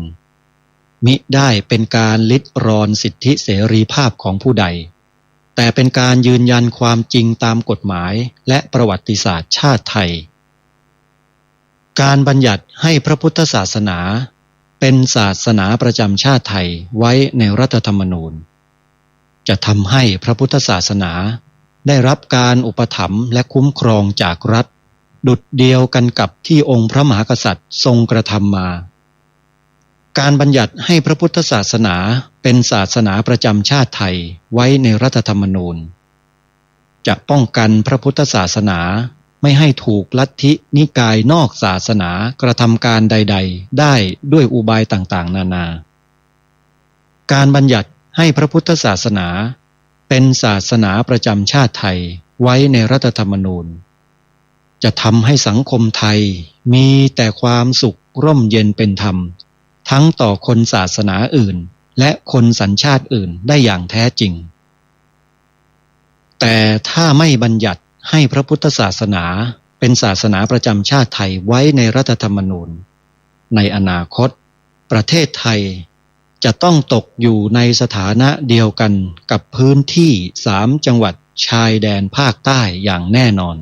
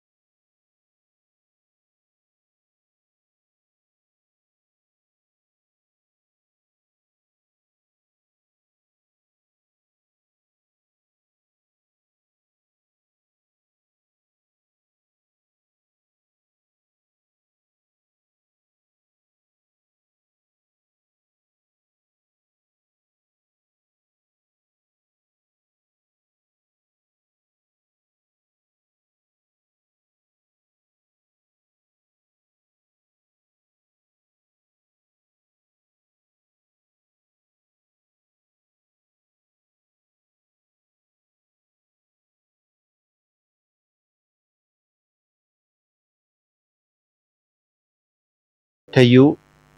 พุทธศาสนาทั่วไทยเพื่อติดตามรับฟังรายการธรรมะสาระดีๆจากสถานีวิทยุพระพุทธศาสนาจำนวน40 กว่าสถานีได้ตลอด24 ชั่วโมงใครที่แนะนำให้ผู้อื่นดาวน์โหลดแอปพลิเคชันนี้ผู้นั้นได้บุญศรัทธาสาธุชนผู้ฟังทุกท่านเราได้สดับรับฟังพระวรธรรมคติจากเจ้าประคุณสมเด็จพระสังฆราชเจ้าสมเด็จพระญาณสังวรสมเด็จพระสังฆราชกันไประยะหนึ่งเชื่อว่าพระวรธรรมคติที่ท่านเจ้าประคุณสมเด็จ ได้ประทานให้แก่พวกเรานี้เนี่ยจะเป็นประโยชน์อย่างมากทั้งในปัจจุบันแล้วก็อนาคตโดยพระองค์ท่านทรงเน้นให้พวกเราเนี่ยกำจัดหรือยับยั้งความโลภความโกรธความหลงในใจของเราเป็นสำคัญส่วนในใจของคนอื่นนั้นเราไม่สามารถที่จะไปทำอะไรได้แต่เราสามารถที่จะแนะนำให้เขาได้รู้และเข้าใจในสิ่งที่เรารู้และเข้าใจได้พระองค์ท่านจึงทรงเน้นงานด้านการปฏิบัติแล้วก็เผยแผ่ต่อกันไปนี่คืองานหลักของพระพุทธศาสนาของเราส่วนอย่างอื่นปลีกย่อยก็เป็นรองลงมาซึ่งก็มีสาระที่สำคัญไปตามเหตุตามปัจจัยของแต่ละสิ่งไม่ว่าจะเป็นองค์พระศาสดาพระธรรมคำสอนศาสนาบุคคลศาสนาพิธีศาสนาวัตถุล้วนแล้วแต่มีความสำคัญต่อพระศาสนาของชาติทั้งสิ้นแต่การลงมือปฏิบัติขัดเกลากิเลสในใจของพวกเราเนี่ยอันนี้เป็นเรื่องใหญ่เป็นเรื่องที่สำคัญมากมีอยู่ครั้งหนึ่งในพระวรธรรมคติพระองค์ท่านตรัสสอนพระนวกะที่อุปสมบทเข้ามาในโครงการแล้วกำลังจะมากราบทูลลาสิกขาพระองค์ท่านก็แนะนำพระเหล่านั้นว่าเมื่อลาสิกขาไปแล้วขอให้ลาสิกขาเฉพาะร่างกายแต่ใจขอให้เป็นพระต่อไปนะตรงนี้พระองค์ท่านทรงมีความมุ่งหวังว่าผู้ที่เข้ามาถือบวชแล้วในพระศาสนาเนี่ยได้เรียนรู้ได้ศึกษาได้ปฏิบัติพอสมควรแล้วพอที่จะเข้าใจในสิ่งต่างๆได้ดียิ่งขึ้นแล้วเนี่ยพระองค์ท่านก็ทรงเน้นย้ำให้นำไปปฏิบัติหลังจากลาสิกขาไปด้วยคือเมื่อกลับกลายไปเป็นฆราวาสแล้วก็ต้องนำสิ่งเหล่านี้ที่ตนเองศึกษาเรียนรู้ในขณะที่อุปสมบทเป็นพระภิกษุสงฆ์เนี่ยไปใช้ในชีวิตประจำวันด้วยท่านสาธุชนทุกท่านสมัยอดีตที่ผ่านมายาวนานมาแล้วเนี่ยพระสงฆ์ในสมัยอดีตเขาอุปสมบทกันเนี่ยเขาอุปสมบทกันเป็นพรรษานะโยมไม่ใช่อุปสมบทหรือบวชแค่7 วัน15 วันนะเพราะฉะนั้น1 พรรษาเนี่ยครูบาอาจารย์สามารถที่จะอบรมพร่ำสอน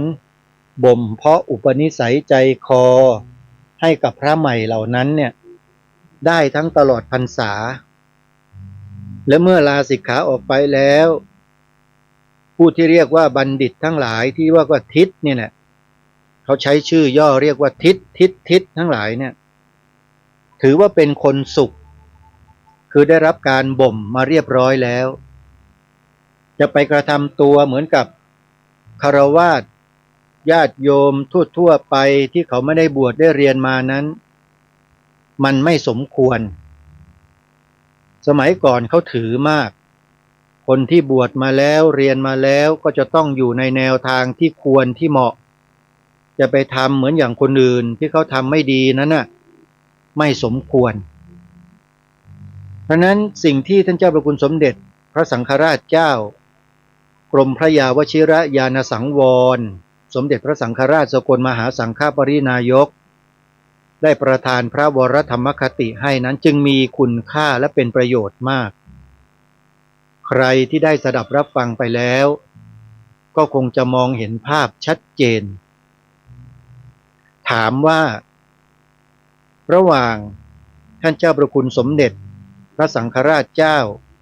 กรมสมเด็จพระวชิรญาณสังวร สมเด็จพระสังฆราชสกลมหาสังฆปรินายกกับพระสงฆ์โดยทั่วไปสอนธรรมะกับผู้อื่น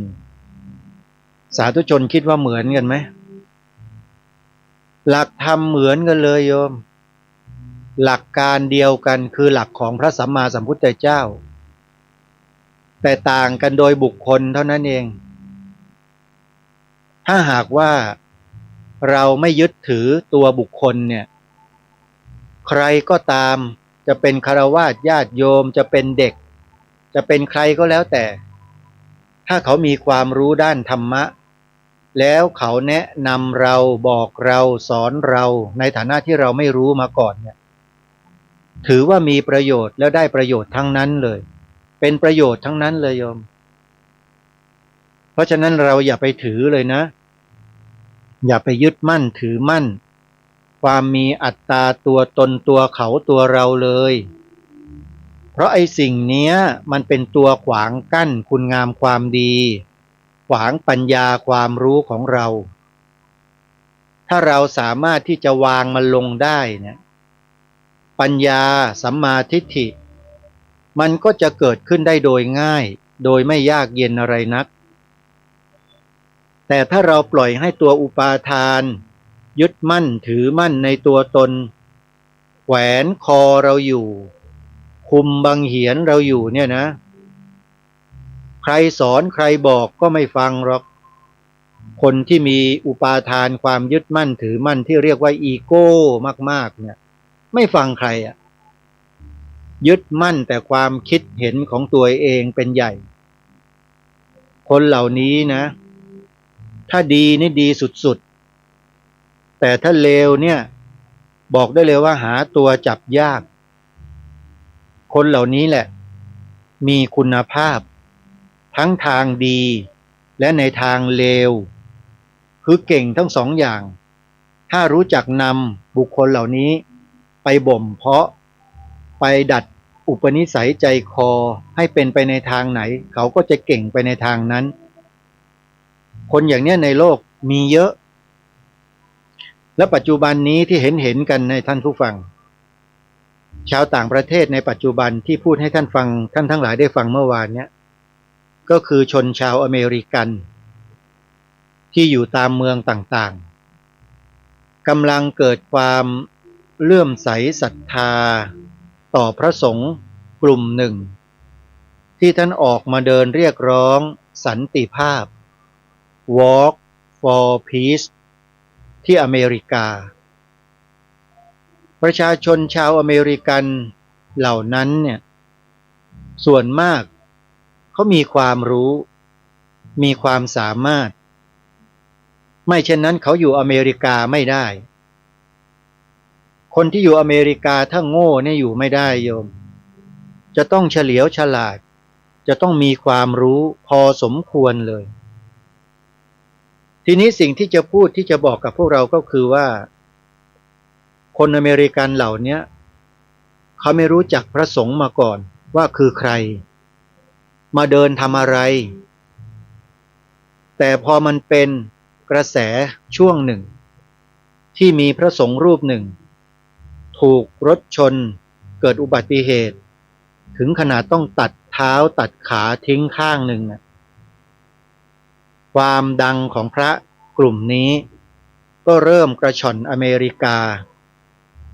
คนอเมริกันเมื่อรู้ว่ามีพระสงฆ์จะเดินผ่านในเมืองของตัวเองที่อาศัยเขาแห่แหนกันออกมาต้อนรับตอนแรกก็ไม่รู้หรอกว่าท่านมีดีอะไรแล้วคนมาต้อนรับกันทำไมแล้วมานั่งยกมือไหว้ปรก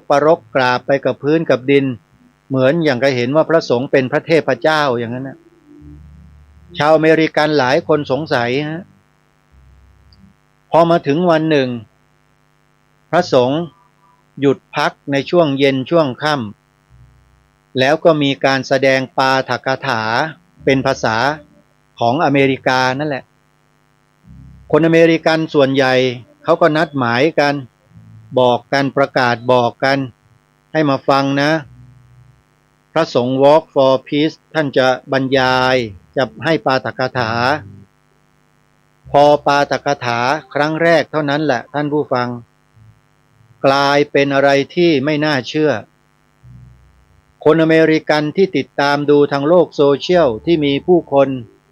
แชร์กันออกไปทั่วอเมริกาต่างก็ตื่นตูมกันทั้งประเทศหลายคนแสดงคอมเมนต์ออกมาในหน้าเพจบอกว่าเสียดายที่บ้านฉันไม่ได้อยู่บริเวณที่ท่านเดินผ่านไม่เช่นนั้นฉันก็จะออกไปเฝ้าไปรอเหมือนกับทุกคนนั่นแหละ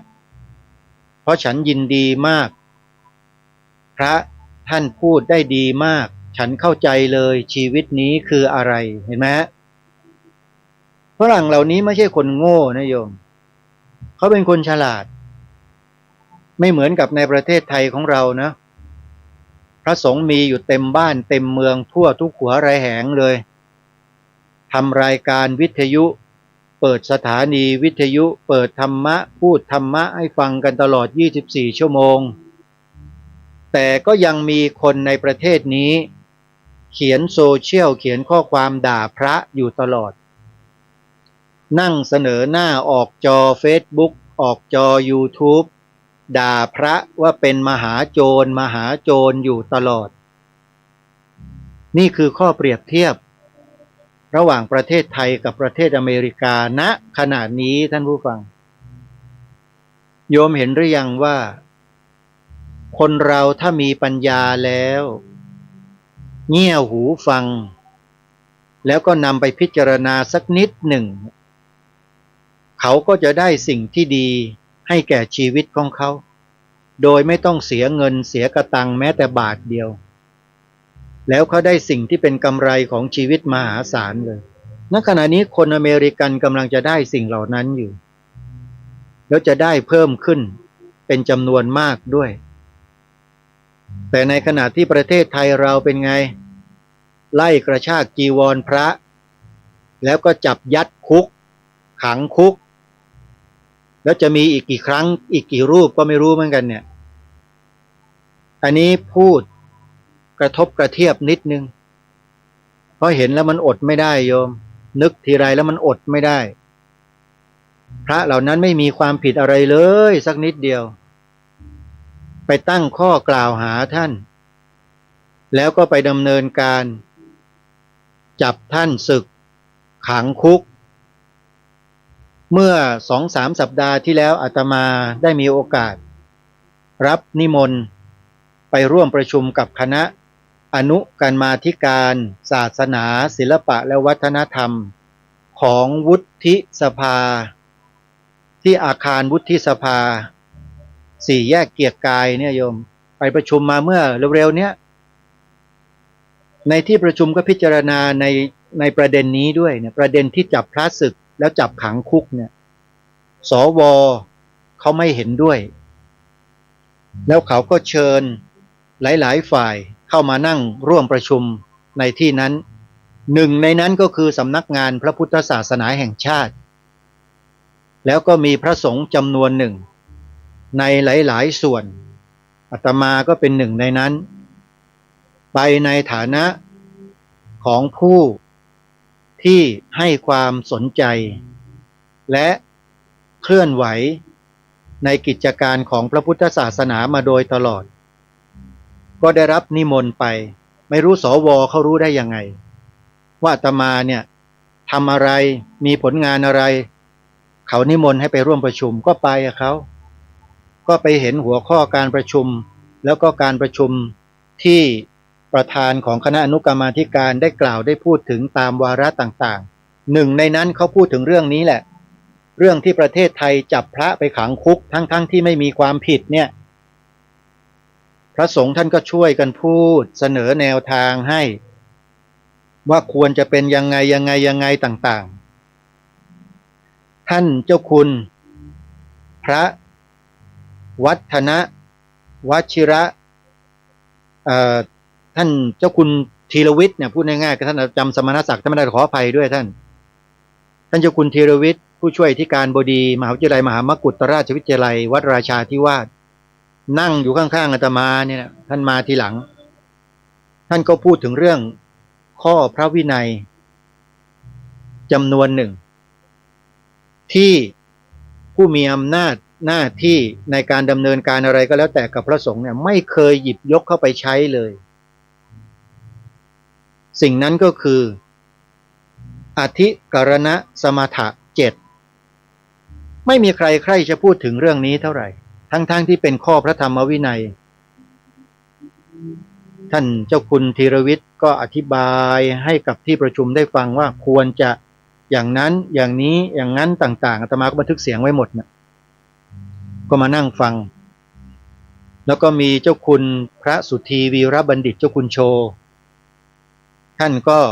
พูดในที่ประชุมเสนอในที่ประชุมในหลายๆกรณีในฐานะที่เป็นนักเคลื่อนไหวนักต่อสู้เพื่อพระพุทธศาสนามายาวนานที่สุดรูปหนึ่งอาตมาก็นั่งฟังแล้วก็กระซิบในบางประเด็นถวายท่านไปท่านก็นำเสนออาตมาไม่ได้แสดงความคิดเห็นอะไรหรอกวันนั้นน่ะเพราะถือว่าเป็นผู้มีความรู้น้อยที่สุดก็นั่งฟังแล้วก็เก็บประเด็นต่างๆไว้ช็อตโน้ตแล้วก็มาวิเคราะห์พิจารณาตามเนื้อหาที่ประชุมได้พูดได้คุยกันมีผู้ที่เข้าร่วมประชุมนี่เต็มห้องประชุมเลยประมาณ100กว่าชีวิตญาติโยมแล้วมีที่มาที่ไปมีหน่วยงานสำคัญทั้งนั้นเลยโยมนะแล้วก็มีไวยาวัจกรของพระดังๆระดับประเทศอย่างครูบาบุญชุ่มอย่างเงี้ยอย่างท่านพระอาจารย์สินทรัพย์หลวงตาสินทรัพย์เนี่ยไวยาวัจกรแล้วก็ผู้ที่เป็นตัวแทนก็มาเหมือนกันวัดต่างๆที่ดังๆมาหมดก็มานั่งรับทราบข้อมูลจากที่ประชุมของวุฒิสภาในวันนั้นเพราะฉะนั้นประเด็นที่ได้หยิบยกมาเมื่อสักครู่นี้ก็คือการจับพระภิกษุสงฆ์เราสึกแล้วก็ขังคุกแล้วก็ไม่ยอมให้ประกันตัวเนี่ยประเด็นนี้ทางสวเขาไม่เห็นด้วยและไม่ยอมพระสงฆ์เราก็เสนอแนวทางออกให้ว่าควรจะเป็นอย่างนี้นะ1 2 3 4ขั้นตอนอย่างนี้ต่างๆแล้วก็มีข้อหนึ่งในที่ประชุมเห็นพ้องต้องกันในหลายๆฝ่ายด้วยให้ยกเลิกมาตรา45มาตรา29ของปวิอาญาที่เกี่ยวกับพระสงฆ์ในฐานะที่เป็นเจ้าพนักงานของรัฐเนี่ยมาตรานี้เขียนไว้ขออภัยอยู่ในไม่ใช่ปวิอาญาอยู่ในพระราชบัญญัติคณะสงฆ์ฉบับปี2505ที่ประชุมบอกว่าให้แก้ไขและถ้าเป็นไปได้ก็คือให้ยกเลิกทิ้งไปเลยอันนี้แจ้งให้กับทุกท่านได้ทราบนะที่ประชุมเขามีมติกันอย่างนี้ทางสวนะอาตมาก็ได้รับทราบแล้วก็นำมาบอกกับญาติโยมวันนี้แหละญาติโยมแล้วก็พระคุณเจ้าที่เคารพด้วยนะครับเพราะประเด็นดังกล่าวนี้มันทำให้พระสงฆ์เราเนี่ยเข้าไปอยู่ในเงื่อนไขของกฎหมายคฤหัสถ์พอทำผิดพระวินัยมันไม่ถึงขั้นปาราชิกไม่ถึงขั้นกับผิดกฎหมายนะแต่เล่นงานท่านแล้วจับศึกไปอยู่ในคุกเอาไว้ก่อนรอคำพิพากษาถึงที่สุดแล้วค่อยออกในที่ประชุมพูดชัดเจนว่าไม่ยุติธรรมเลยควรจะแก้ไขมาตราดังกล่าวแล้วน่าจะเรื่องราวแล้วมติที่ประชุมเหล่านี้น่าจะถึงกรรมการมหาเถรสมาคมโดยผ่านสำนักงานพระพุทธศาสนาแห่งชาติไปแล้วกระมังอันนี้คือคณะอนุกรรมาธิการของสวนะฮะก็เล่าให้กับสาธุชนได้ฟังซึ่งการประชุมในครั้งต่อๆไปเขาก็จะนิมนต์อาตมาไปทุกครั้งเลยพร้อมๆกับคณะครูบาอาจารย์ที่ไปกันในวันนั้นมีทั้งมหาจุฬามีทั้งมหามงกุฎมีทั้งผู้แทนของมหาเถรสมาคมนะก็มีวัดวาอารามต่างๆนะที่เกี่ยวข้องนะก็ไปที่นั่นแล้วก็มีหน่วยงานทั้งตำรวจทั้งเจ้าหน้าที่ของมหาวิทยาลัยของสถาบันของหน่วยงานรัฐ ต่างๆนั่งอยู่เต็มห้องประชุมไปหมดเลยแต่ส่วนมากก็ไม่ได้เสนอไม่ได้พูดอะไรฟังทางสวเขาพิจารณากับสิ่งที่พระสงฆ์นำเสนอต่อที่ประชุมแล้วก็มีไวยาวัจกรของครูบาบุญชุ่มอันนี้พูดเยอะหน่อยเพราะว่าเขาเชิญมาเป็นกรณีพิเศษสรุปก็คือให้ยกเลิกหรือแก้ไขมาตราที่ทำให้พระสงฆ์เราเข้าไปติดเงื่อนไขทางกฎหมายของฆราวาสก็คือเป็นเจ้าพนักงานของรัฐเนี่ยให้เลิกซะแก้ไขไปเลยเพราะพระสงฆ์ไม่ใช่เจ้าหน้าที่รัฐเป็นพระสงฆ์โยมจะดึงเอาพระสงฆ์เข้าไปอยู่ใน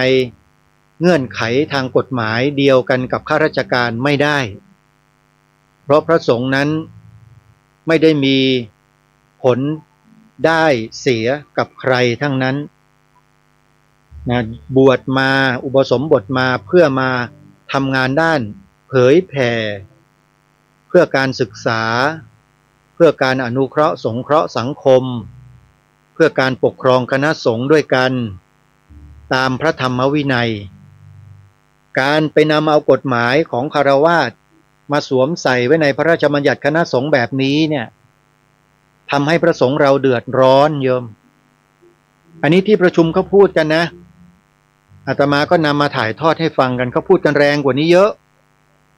เขาพูดแรงกว่านี้เยอะมากเลยโดยเฉพาะพระสงฆ์อัดเต็มเลยโยมแต่ในที่ประชุมเนี่ยเขาไม่ให้เผยแพร่แต่อาตมาก็จะนำสิ่งที่เขาปรารภแล้วพูดในลักษณะที่ว่านี้มาถ่ายทอดให้พวกเราได้ฟังพอจะได้รู้โครงสร้างของการพูดคุยกันในที่ประชุมวันนั้นให้ทราบว่าเขาคุยกันเรื่องนี้เป็นหลักสำคัญเลยและมีอีกเรื่องหนึ่งก็คือเรื่องการทำบัญชีวัดเรื่องนี้ก็เช่นเดียวกันทางที่ประชุมเขาก็มีข้อเสนอกันต่างๆมากมายหลายประการฝ่ายเจ้าหน้าที่ของรัฐที่ดูแลรับผิดชอบเรื่องการเงินทองของระบบราชการตรวจเงินอะไรต่างๆเขาก็นำเสนอแนวทางตามข้อกฎหมายที่กำหนดพระสงฆ์เราก็รับฟังเสร็จก็มีแนวทางเสนอให้อย่างนี้อันนี้คือเรื่องการทำบัญชีวัดหน่วยงานที่รับผิดชอบที่เกี่ยวข้องก็เข้ามาเสนอแนวทางในการที่จะช่วยพระสงฆ์หลายหน่วยงานก็ถือว่าเป็นความโชคดีที่ยังมีชาวพุทธมีข้าราชการในหน่วยงานของรัฐยังเห็นอกเห็นใจและเข้าใจพระสงฆ์เราจำนวนมากในประเทศนี้ที่ท่านไม่ได้มีความรู้เรื่องบัญชีอะไรเลยแค่จดรายรับจดรายจ่ายอย่างเดียวเนี่ยท่านก็ทำได้แค่นั้นแหละแต่จะให้ไปบวกลบคูณหารหักภาษีอะไรต่อมีอะไรเนี่ยอาตมาก็ไม่รู้เหมือนกันว่าใครเป็นคนคิดให้พระมานั่งทำบัญชีอย่างนี้นะก็ว่ากันไปตามนั้นโยมการประชุมเนี่ยเริ่มมาตั้งแต่บ่ายโมงไปเลิกนี่เกือบ6 โมงเย็นนะโยมประมาณ4 ชั่วโมงกว่านะ4 ชั่วโมงกว่าเกือบ5 ชั่วโมงประชุมกันมาราธอนเลยวันนั้นพอกลับออกมาก็แยกย้ายกันแล้วก็รอที่จะรับนิมนต์ไปประชุมกันอีกในวาระต่อไปนี่ก็นำมาบอกเล่ากับทุกท่านให้ทราบนะครับก็ถือว่าเป็นประสบการณ์อีกครั้งหนึ่งที่ได้มีโอกาสไปนั่งร่วมประชุมกับผู้ทรงเกียรติโดยเฉพาะท่านสมาชิกวุฒิสภาในปัจจุบันในคณะอนุกรรมาธิการศาสนาศิลปะและวัฒนธรรมของวุฒิสภาก็มาบอกเล่าให้กับญาติโยมได้ทราบว่ามีหน้าที่มีบทบาทอีกส่วนหนึ่งที่ได้เข้าไปมีส่วนร่วมถึงอย่างไรก็ตามท่านผู้ฟังอาตมาถึงแม้จะได้ไปนั่งไปประชุมไปร่วมกับใครที่ไหนยังไงก็แล้วแต่ยังไงก็ยังเป็นคนเดิมที่ยังทำหน้าที่เหมือนเดิม ยังยึดอยู่โยงอยู่กับอุดมการณ์เดิมๆคือทำเพื่อชาติเพื่อพระพุทธศาสนาเพื่อพระมหากษัตริย์ไม่สามารถที่จะทำให้เพื่ออย่างอื่นได้เลยเพราะฉะนั้นจะไม่มีประโยชน์ผลประโยชน์แอบแฝงกับใครที่ไหนอย่างไรทั้งสิ้นไม่มีเงินเดือนไม่มีเงินดาวไม่มีเบี้ยเลี้ยงไม่มีอะไรทั้งนั้นมีแต่อาหารบิณฑบาตที่โยมถวายโยมถวายให้ฉันยังไงก็ฉันอย่างนั้นโยมมีชีวิตอยู่รอดด้วยอาหารของโยมนี่แหละแล้วก็ได้มีโอกาสเลี้ยงดูโยมมารดาคนสุดท้ายแล้วนะฮะก็พอใจแล้วโยมแล้วก็มานั่งบ่นให้ญาติโยมฟังอยู่ทุกวันเนี่ยนะโยมแม่จันทิพย์อาตมาบ่นทุกวันเนี่ยโยมไม่เบื่อกันบ้างไงก็ไม่รู้นะไม่เบื่อใช่ไหมเมื่อวานโยมแม่จันทิพย์บอกอยากจะฟังเพลงเพราะงั้นวันนี้ก็เลยนำเพลงมาเปิดเพลงนี้อาตมาตั้งชื่อเองนะเพลงคนขายชาติเพราะมันมีคำนี้อยู่ในเนื้อเพลงด้วยก็เลยตั้งชื่อนี้แต่จริงๆแล้วชื่อเพลงก็ไม่ใช่อย่างนี้หรอกอาตมาก็ไม่รู้ว่าชื่ออะไรไปนำมาจากเพลงประจำรายการของอาจารย์ทองขาวพ่วงรอดพันธ์ธรรมะร่วมสมัยเขาเปิดตอนดึกๆทางสถานีวิทยุอสมทเมื่อก่อนอาตมาฟังรายการธรรมะร่วมสมัยของพลตรีทองขาวพ่วงรอดพันธ์เนี่ยเป็นประจำฟังทุกวันโยมอาจารย์สันติฉัตรชัยเวชเงี้ยอาจารย์สนิทศรีสำแดงเงี้ย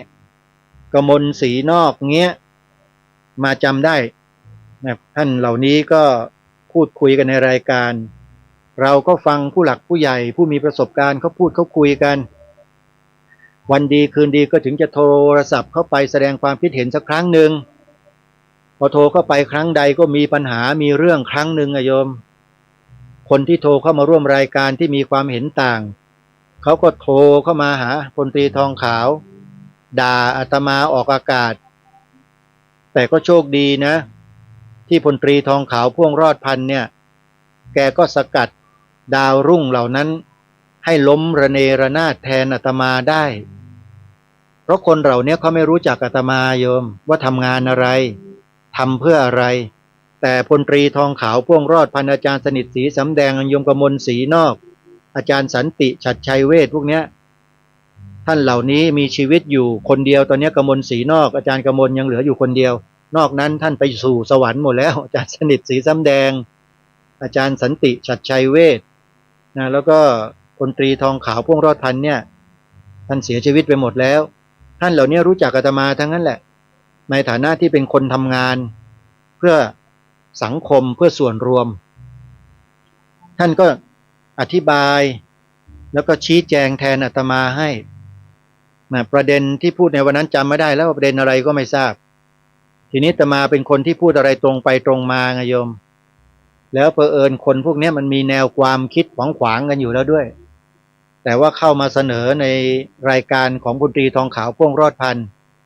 มาเสนอแนวความคิดอย่างนู้นอย่างนี้อย่างนั้นอย่างนั้นอาตมาฟังแล้วก็ขัดหูอยู่เขากำลังพูดประเด็นที่มันกำลังเป็นไปตามเนื้อหามันควรจะเป็นไปแนวทางเดียวกันไอ้ตาคนนี้โผล่มาแกก็มาขัดขวางอยู่อาตมาก็โทรเข้าไปดิโทรเข้าไปเสนอแนวทางหรือแนวคิดที่ไม่ตรงกันกับเขาอ่ะมันเป็นแนวทางของพวกเราชาวพุทธที่เรามีกันอยู่แล้วนี่แหละอิตาคนนี้ก็ไม่พอใจโทรมาหาพลตรีทองขาวแหมโมโหโทโสใหญ่เลยโยมไม่พอใจพูดอย่างนู้นอย่างนี้ในเชิงลักษณะจะด่าจะทอนู่นน่ะพลตรีทองขาวก็เลยซัดซะเรียบร้อยเลยเงียบไปเลยโยมจบแล้วก็ขออนุโมทนาด้วยนะคนนั้นน่ะพอตอนสุดท้ายแกรู้จักอาตมาแกโทรมาขอขมาขอโทษอาตมาทีหลังอาตมาก็ไม่ถือโทษโกรธเคืองอะไรแกบอกโอ้ยโยมไม่ต้องมาขอโทษอาตมาไม่ได้เคืองไม่ได้โกรธโยมไม่ได้อะไรเลยอาตมาเข้าใจอยู่นะคนเรามันมีสองประเภทโยมคือพูดไปด้วยความรู้กับพูดไปด้วยความไม่รู้ คนที่พูดไปด้วยความไม่รู้เนี่ยไม่ผิดหรอกเพราะว่าไม่รู้จริงๆแต่ถ้าใครที่พูดเพราะคิดว่าตัวเองรู้กว่าคนอื่นแล้วพูดไปเนี่ยอันนี้แหละควรจะผิดถ้าเป็นอย่างนั้นก็ควรจะขอโทษแล้วก็ควรให้อภัยกันอาตมาก็บอกว่าให้อภัยโยมอาตมานี่ให้อภัยตลอดกาลโยมไม่เคยถือโทษโกรธเคืองใครไม่เคยอาฆาตพยาบาทใครไม่เคยผูกโกรธกับใครโยมไม่รู้จะผูกไปทำพระแสงด้ามงาอะไรจิตใจเราเน่าเราบูดอยู่ตลอดเสียอยู่ตลอดปล่อยเลยโยมอาตมาปล่อยวางหมดนะใครจะด่าใครจะว่าใครจะตำหนิใครจะนินทาใครจะใส่ร้ายป้ายสีให้อภัยหมดยกโทษหมดถือว่าเป็นกรรมของเราเมื่อก่อนเราไปว่าเขาไว้เยอะอะไรอย่างนี้จบแล้วไม่ต้องไปผูกอาฆาตไม่ต้องไปพยาบาทให้จิตใจมันเศร้าหมองอยู่ตลอดนี่คือวิธีแก้ปัญหาชีวิตแบบง่ายๆโยมทำได้ด้วยตัวเราเองก็คือใช้สติสัมปชัญญะควบคุมดูเฝ้าดูอารมณ์ที่มันเกิดอยู่ในจิตของเราดีก็ต้องดูไม่ดีก็ต้องดูเพราะเรามีหน้าที่ดูเฝ้าดูรู้อารมณ์เหล่านั้นอะไรล่ะที่พระสัมมาสัมพุทธเจ้าให้เราเฝ้าดูกำหนดรู้คืออะไรรู้ไหมโยมทุกข์พระสัมมาสัมพุทธเจ้าตรัสสอนให้เราสาวกพิจารณากำหนดรู้ทุกข์ทุกข์มีไว้เพื่อกำหนดรู้เท่านั้นไม่ใช่มีไว้เพื่อเป็นความทุกข์ทุกวันนี้มนุษย์ในโลกเกือบทั้งโลกมีความทุกข์เอาไว้เพื่อเป็นตัวเป็นตนโยมเป็นตัวเป็นตนยังไงจิตมันคิดไปอดีตบ้างคิดไปในอนาคตบ้างแล้วก็เอาตัวเองเนี่ยเข้าไปใส่ว่าตัวเองจะเป็นอย่างนั้นตัวเองจะเป็นอย่างนี้นั่นแหละเขาเรียกว่าอุปาทานความยึดมั่นถือมั่นเป็นเหตุให้เกิดทุกข์ผนวกกับอะไรรู้ไหมความอยากตัณหาสองแรงบวกตัณหากับอุปาทานมันก็กลายเป็นยึดมั่นถือมั่นอย่างเหนียวแน่นแล้วก็กลายเป็นอัตตาตัวตนเป็นอีโก้ใครมาแตะมาต่อมตัวเองสักหน่อยเดียวเท่านั้นแหละโมโหโทโสอาฆาตพยาบาทมาร้ายกลายเป็นการเข็นฆ่าล้างเผ่าพันธุ์กันเต็ม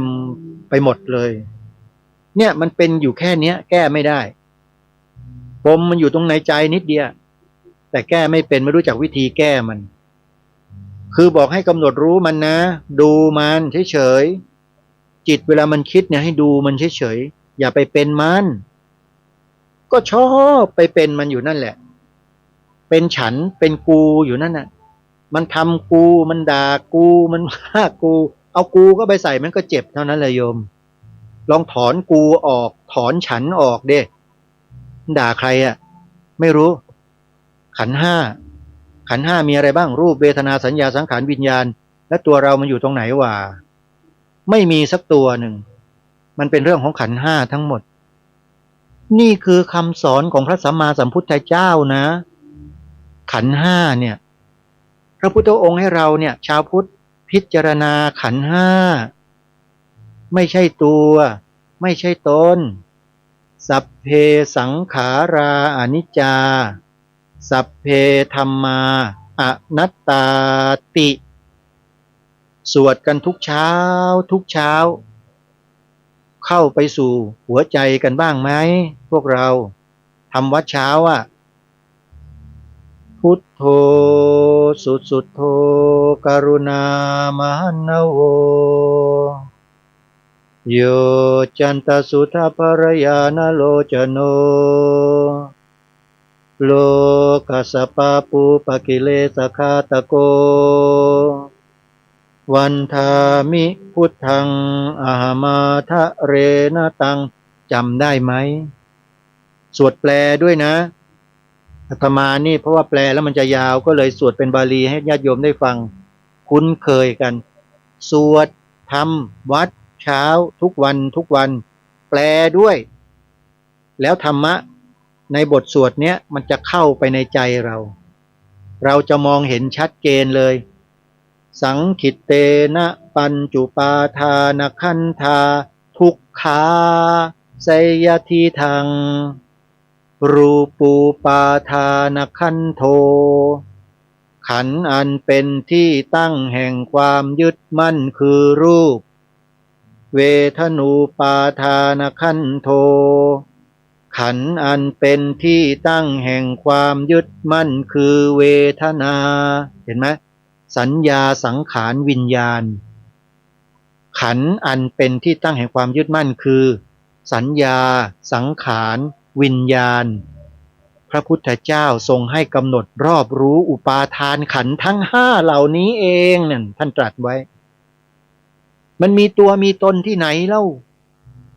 ไอ้พวกเราเนี่ยมันขี้ตูกันเองแล้วมันก็ไปทุกข์อยู่นอนทุกข์ทุบอกทุกตัวอยู่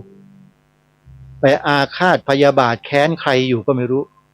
ไอ้ศัตรูมันนอนตีพุงสบายอยู่เรามาเครียดแค้นมันอยู่นี่เขาเรียกว่าคนบ้าอาการของคนบ้าแท้ๆบ้ากันเต็มไปหมดอาตมาไม่ได้ด่าไม่ได้ว่านะโยมพระพุทธเจ้าตรัสไว้เป็นลักษณะของคนบ้าพวกยึดมั่นถือมั่นจนเกินเหตุเนี่ยแล้วมันก็ไปรบกันฆ่ากันยิงกันน่ะสงครามมันจึงไม่จบไงก็เพราะมันแก้ปัญหากันไม่ถูกที่ไม่ถูกทางไปแก้กันที่ปลายเหตุนู่นไปผลิตอาวุธนิวเคลียร์กันไปข่มขู่กันอยู่นู่นตอนนี้ดูสิเห็นไหมทำท่าไปเจรจากันนะแล้วเสร็จแล้วก็โชว์ขีปนาวุธอีกฝ่ายหนึ่งก็โชว์วิสัยทึบนะตั้งเงื่อนไข3 ข้อถ้าไม่ทำตามยิงเนี่ยเหรอวิธีแก้ปัญหาของมนุษย์ที่มีปัญญาที่เป็นผู้รู้โยมว่าคนเหล่านั้นเขามีปัญญาไหมโยมเขามีปัญญากันหรือเปล่าถ้าเป็นพระสัมมาสัมพุทธเจ้าหรือหลวงพ่อพุทธทาสก็ตามตอบนะท่านจะบอกว่าไร้ปัญญาและปัญญาเนี่ยมันไม่ใช่ปัญญาแบบที่เราเข้าใจนะปัญญาที่เขามีอยู่นั้นมันเป็นปัญญาแบบอวิชชาตัณหาอุปาทานถ้าเราร่ายตามหลักของปฏิจจสมุปบาทก็จะเห็นได้ชัดเจนเลยอวิชชาปัจจยาสังขาราสังขารปัจจยาวิญญาณังวิญญาณปัจจยานามรูปังนามรูปปัจจยาสลายตังสลายตมาผัสโสผัสสะปัจจยาเวทนาปัจจยาตัณหาปัจจยาภโวภวะปัจจยาชาติปัจจยาชรามรณะโสกปริเทวทุกขโทมนัสสุอุปายาสะสัมภวันติเอวเมตัสสะเกวรัสสะทุกขขันธัสสะสมุทโยโหติมันจะเกิดขึ้นตามลำดับอย่างนี้และถ้ามันดับมันก็จะดับตามลำดับของมันกลับมาเพราะอุปาญาตดับโสกะดับชาติดับภพดับตัณหาดับเวทนาดับสลายตนะดับมันจะดับมาเรื่อยๆจนกระทั่งอวิชชาดับในที่สุดนั่นเขาจะดับแบบนั้นทีนี้วงจรของปฏิจจสมุปบาทท่านแบ่งเป็นอัฏฐา3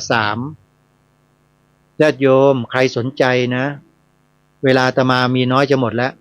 ไปเรียนพระอภิธรรมแล้วญาติโยมจะเข้าใจเลยเข้าใจชีวิตแบบสุดๆในระดับของสุตตมยปัญญานะแล้วถ้าโยมมีความเพียรมีความพยายามขยันขันแข็งจินตามยปัญญาโยมก็จะได้ต่อมาด้วยถ้ามีความเพียรพยายามในการพิจารณาซ้ำๆพิจารณารูปนามขันธ์5นี่แหละซ้ำๆยุบหนอพองหนอซ้ายย่างหนอขวาย่างหนอพุทโธสัมมาอรหังเป็นต้นภาวนาไปเถอะซ้ำๆดูลมเข้าดูลมออกลมเข้าลมออกซ้ำๆเป็นแสนเป็นล้านครั้งเป็น10 ล้านเป็น100 ล้านครั้งดูจนกระทั่งจิตสงบนิ่งทีนี้เมื่อจิตสงบนิ่งแล้วทีนี้แหละความมหัศจรรย์ของจิตคุณจะสัมผัสกันได้ด้วยตัวของคุณเอง ใครมาบอกคุณนะคุณไม่มีทางจะรู้ได้หรอกสิ่งเหล่านี้คุณต้องเจอด้วยตัวของคุณเองแล้วคุณจะมีแนวทางของคุณอย่าลืมนะอย่าทิ้งสติต้องมีสติอยู่เสมอแล้วอย่ายึดมั่นถือมั่นเป็นตัวเป็นตนเด็ดขาดไม่ใช่ตัวเรานะที่เห็นที่รู้ได้ยินได้อะไรต่างๆเนี่ยถ้ายึดเป็นตัวตนเมื่อไหร่ไปเลยฮะกรรมฐานที่เป็นวิปัสสนาไม่เจริญมันจะกลายเป็นสมถะไปแล้วอันนี้ขอฝากไว้นะท่านผู้ฟังพูดไปพูดมาเวลาหมดเลยไม่ได้ประชาสัมพันธ์งานบุญเลยไม่เป็นไรโยมเดี๋ยวพรุ่งนี้ค่อยมาว่ากันวันนี้เวลาหมดต้องขอสมมติยุติรายการไว้แต่เพียงเท่านี้ก่อนนะพบกับรายการได้ใหม่ในวันต่อไปขอความสุขความสวัสดีในธรรมแห่งองค์สมเด็จพระบรมศาสดาสัมมาสัมพุทธเจ้าจงปรากฏเกิดมีขึ้นในจิตใจของท่านผู้ฟังทุกท่านทุกคนเทินขอเจริญพร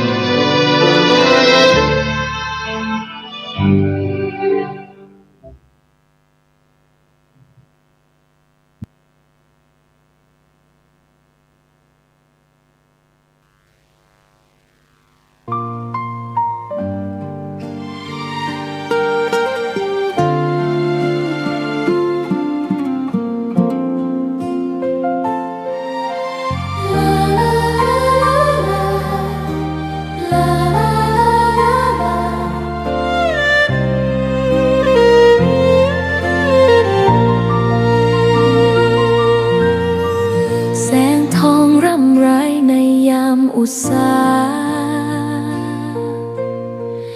ยังเห็นพระเมตตาอยู่ทุกแห่งหนน้ำพระทัยฉโลมใจ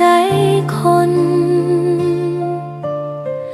ทั่วพื้นแผ่นดินยังอบอุ่นรอยยิ้มพระพักตร์ยังส่องแสงในดวงใจไทยไม่ลืมเสียงสายลมแผ่วเบาเหมือนเอ่ยคำปลอบว่าพระองค์ยังอยู่ใกล้ขอกราบแทบบาทด้วยรักนิรันดร์น้ำตาหลั่งพลันจากใจคนไทยแม้เสด็จสู่ฟ้าไกลแต่พระหฤทัยอยู่ในแผ่นดินนี้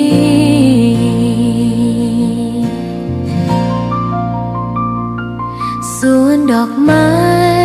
ยังบานดังวันเก่าราวกับเจ้าดอกไม้รู้ว่าพระองค์จากไปแต่กลิ่นหอมยังพัดผ่านใจ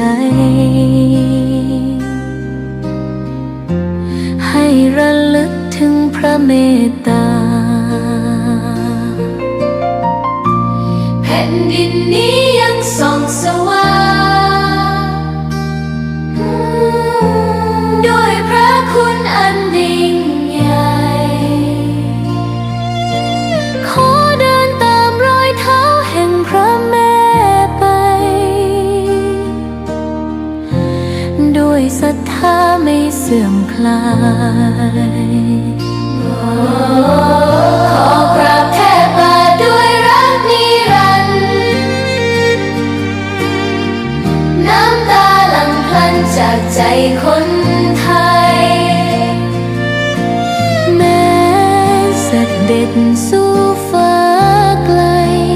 แต่พระหฤทัยอยู่ในแผ่นดินนี้ดวงใจไทยทุกดวงขอพักดีขอถวายรักนี้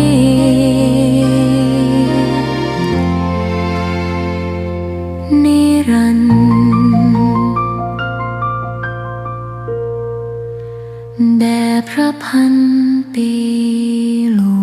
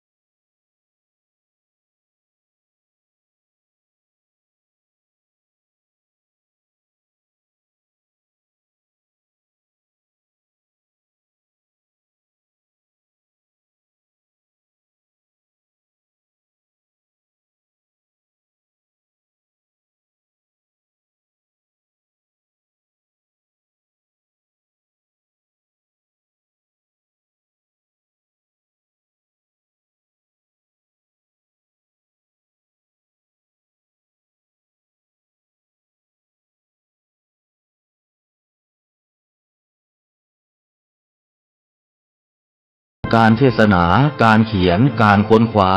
ซึ่งอาจจะเป็นเรื่องเฉพาะตัวแต่ก็สามารถฝึกขึ้นมาได้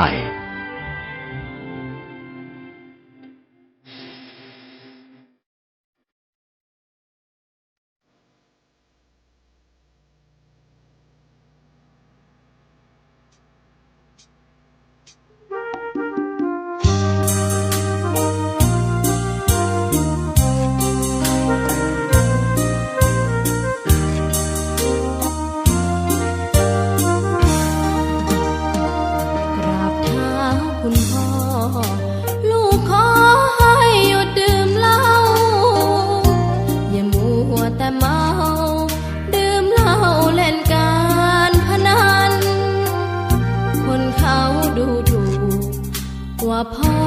ขี้เกียจทำงานชาวบ้านรังเกียจเดียดฉันต่างประจานคุณพ่อสิ้นดีสงสารคุณแม่ลำบากแท้หาเงินมาให้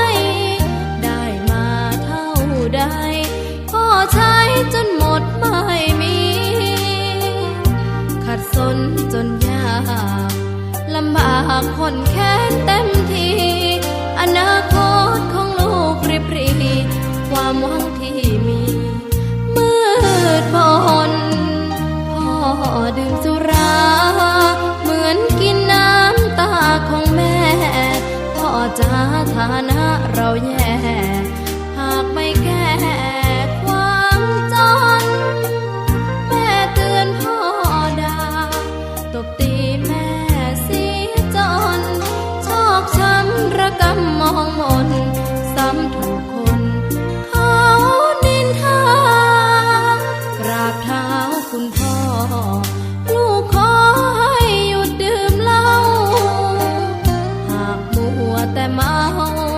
คนเขาย้ำหมิ่นเรื่อยมากลับตัวเสียใหม่กลับใจมาพัฒนาพ่อจะมีคุณค่าเลิกดื่มสุราเลิกการพนัน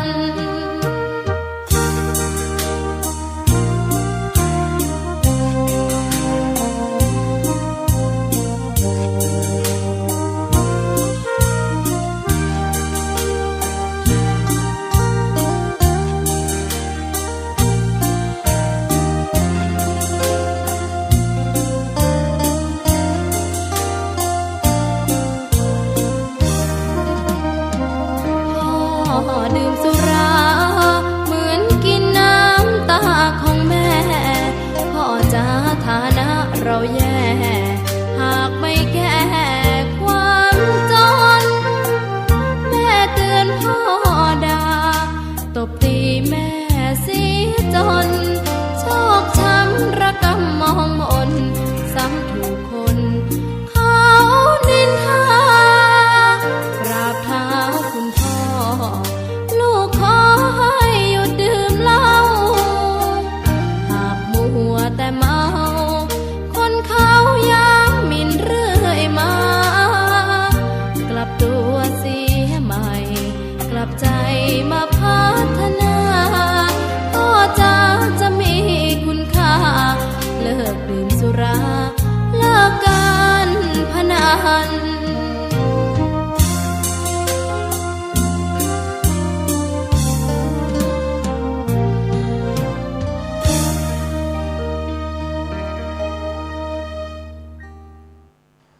ซีดีธรรมบรรยายชุดตามพระใหม่ไปเรียนธรรมโดยพระพรหมคุณาภรณ์ปอ.ประยุตโตวัดยานเวศกวันตำบลบางกระทึกอำเภอสามพรานจังหวัดนครปฐมบรรยายแก่พระนวกะรุ่นพรรษา 2539 ตอนที่ 55 เรื่องหนีทุกข์อยากมีสุขกันนักแต่ไม่รู้จักว่าเจอมันเข้าจะเอาอย่างไรที่คุยกันหลังทำวัดนี่ก็ในหลักการสำคัญก็ได้พูดไปคลุมพอสมควร นี่เราได้พูดกันมาเรื่องทานศีลภาวนาจนกระทั่งมาถึงข้อภาวนานี่ภาวนาเรื่องการพัฒนาก็มาลงที่ว่าที่พระพุทธเจ้าเน้นสำหรับคฤหัสถ์ก็เมตตาภาวนาแต่ว่าภาวนานั้นมันก็กว้างสามารถโยงไปถึงอย่างน้อยในความหมายที่จำกัดเอาภาวนาด้านในก็คือจิตใจและปัญญา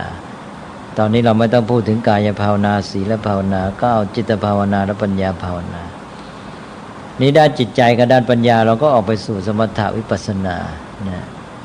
นี่เรื่องด้านจิตใจอันหนึ่งที่สำคัญก็คือเมื่อเราพัฒนาทางด้านจิตใจไปมันก็จะมีภาวะของจิตใจอันหนึ่งที่สำคัญก็คือเรื่องความสุขนะซึ่งมนุษย์เรานี่ก็เป็นยอดปรารถนาและแต่นี้ความสุขในพุทธศาสนานี่ก็จะมีความหมายพิเศษที่ว่าความสุขนั้นก็จะพัฒนาไปพร้อมกับจิตใจและปัญญาที่พัฒนาด้วยและความสุขที่มนุษย์ได้มีเพิ่มขึ้นจากการพัฒนาชีวิตทางจิตใจและปัญญาจะเป็นความสุขที่เป็นอิสระมากขึ้นมนุษย์ในตอนต้นนี่ความสุขของเขาจะขึ้นต่อสิ่งเสพวัตถุภายนอกถ้าเขาไม่พัฒนาภายในต่อไปเขาจะยิ่งขึ้นต่อวัตถุเสพภายนอกมากขึ้นตามลำดับจนกระทั่งทั้งชีวิตและความสุขของเขานี่ไม่สามารถมีความสุขด้วยตนเองต้องอาศัยความสุขจากวัตถุเสพภายนอกก็เท่ากับหมดอิสรภาพของชีวิตแต่ในพุทธศาสนานี่ลักษณะทั่วไปก็คือว่าเมื่อพัฒนาจิตใจและปัญญาขึ้นมานี่เราจะสามารถมีช่องทางที่ได้ความสุขเพิ่มขึ้นความสุขจากการอาศัยสิ่งเสพกลับลดน้อยลงเราขึ้นต่อสิ่งเสพน้อยลงในการที่จะมีความสุข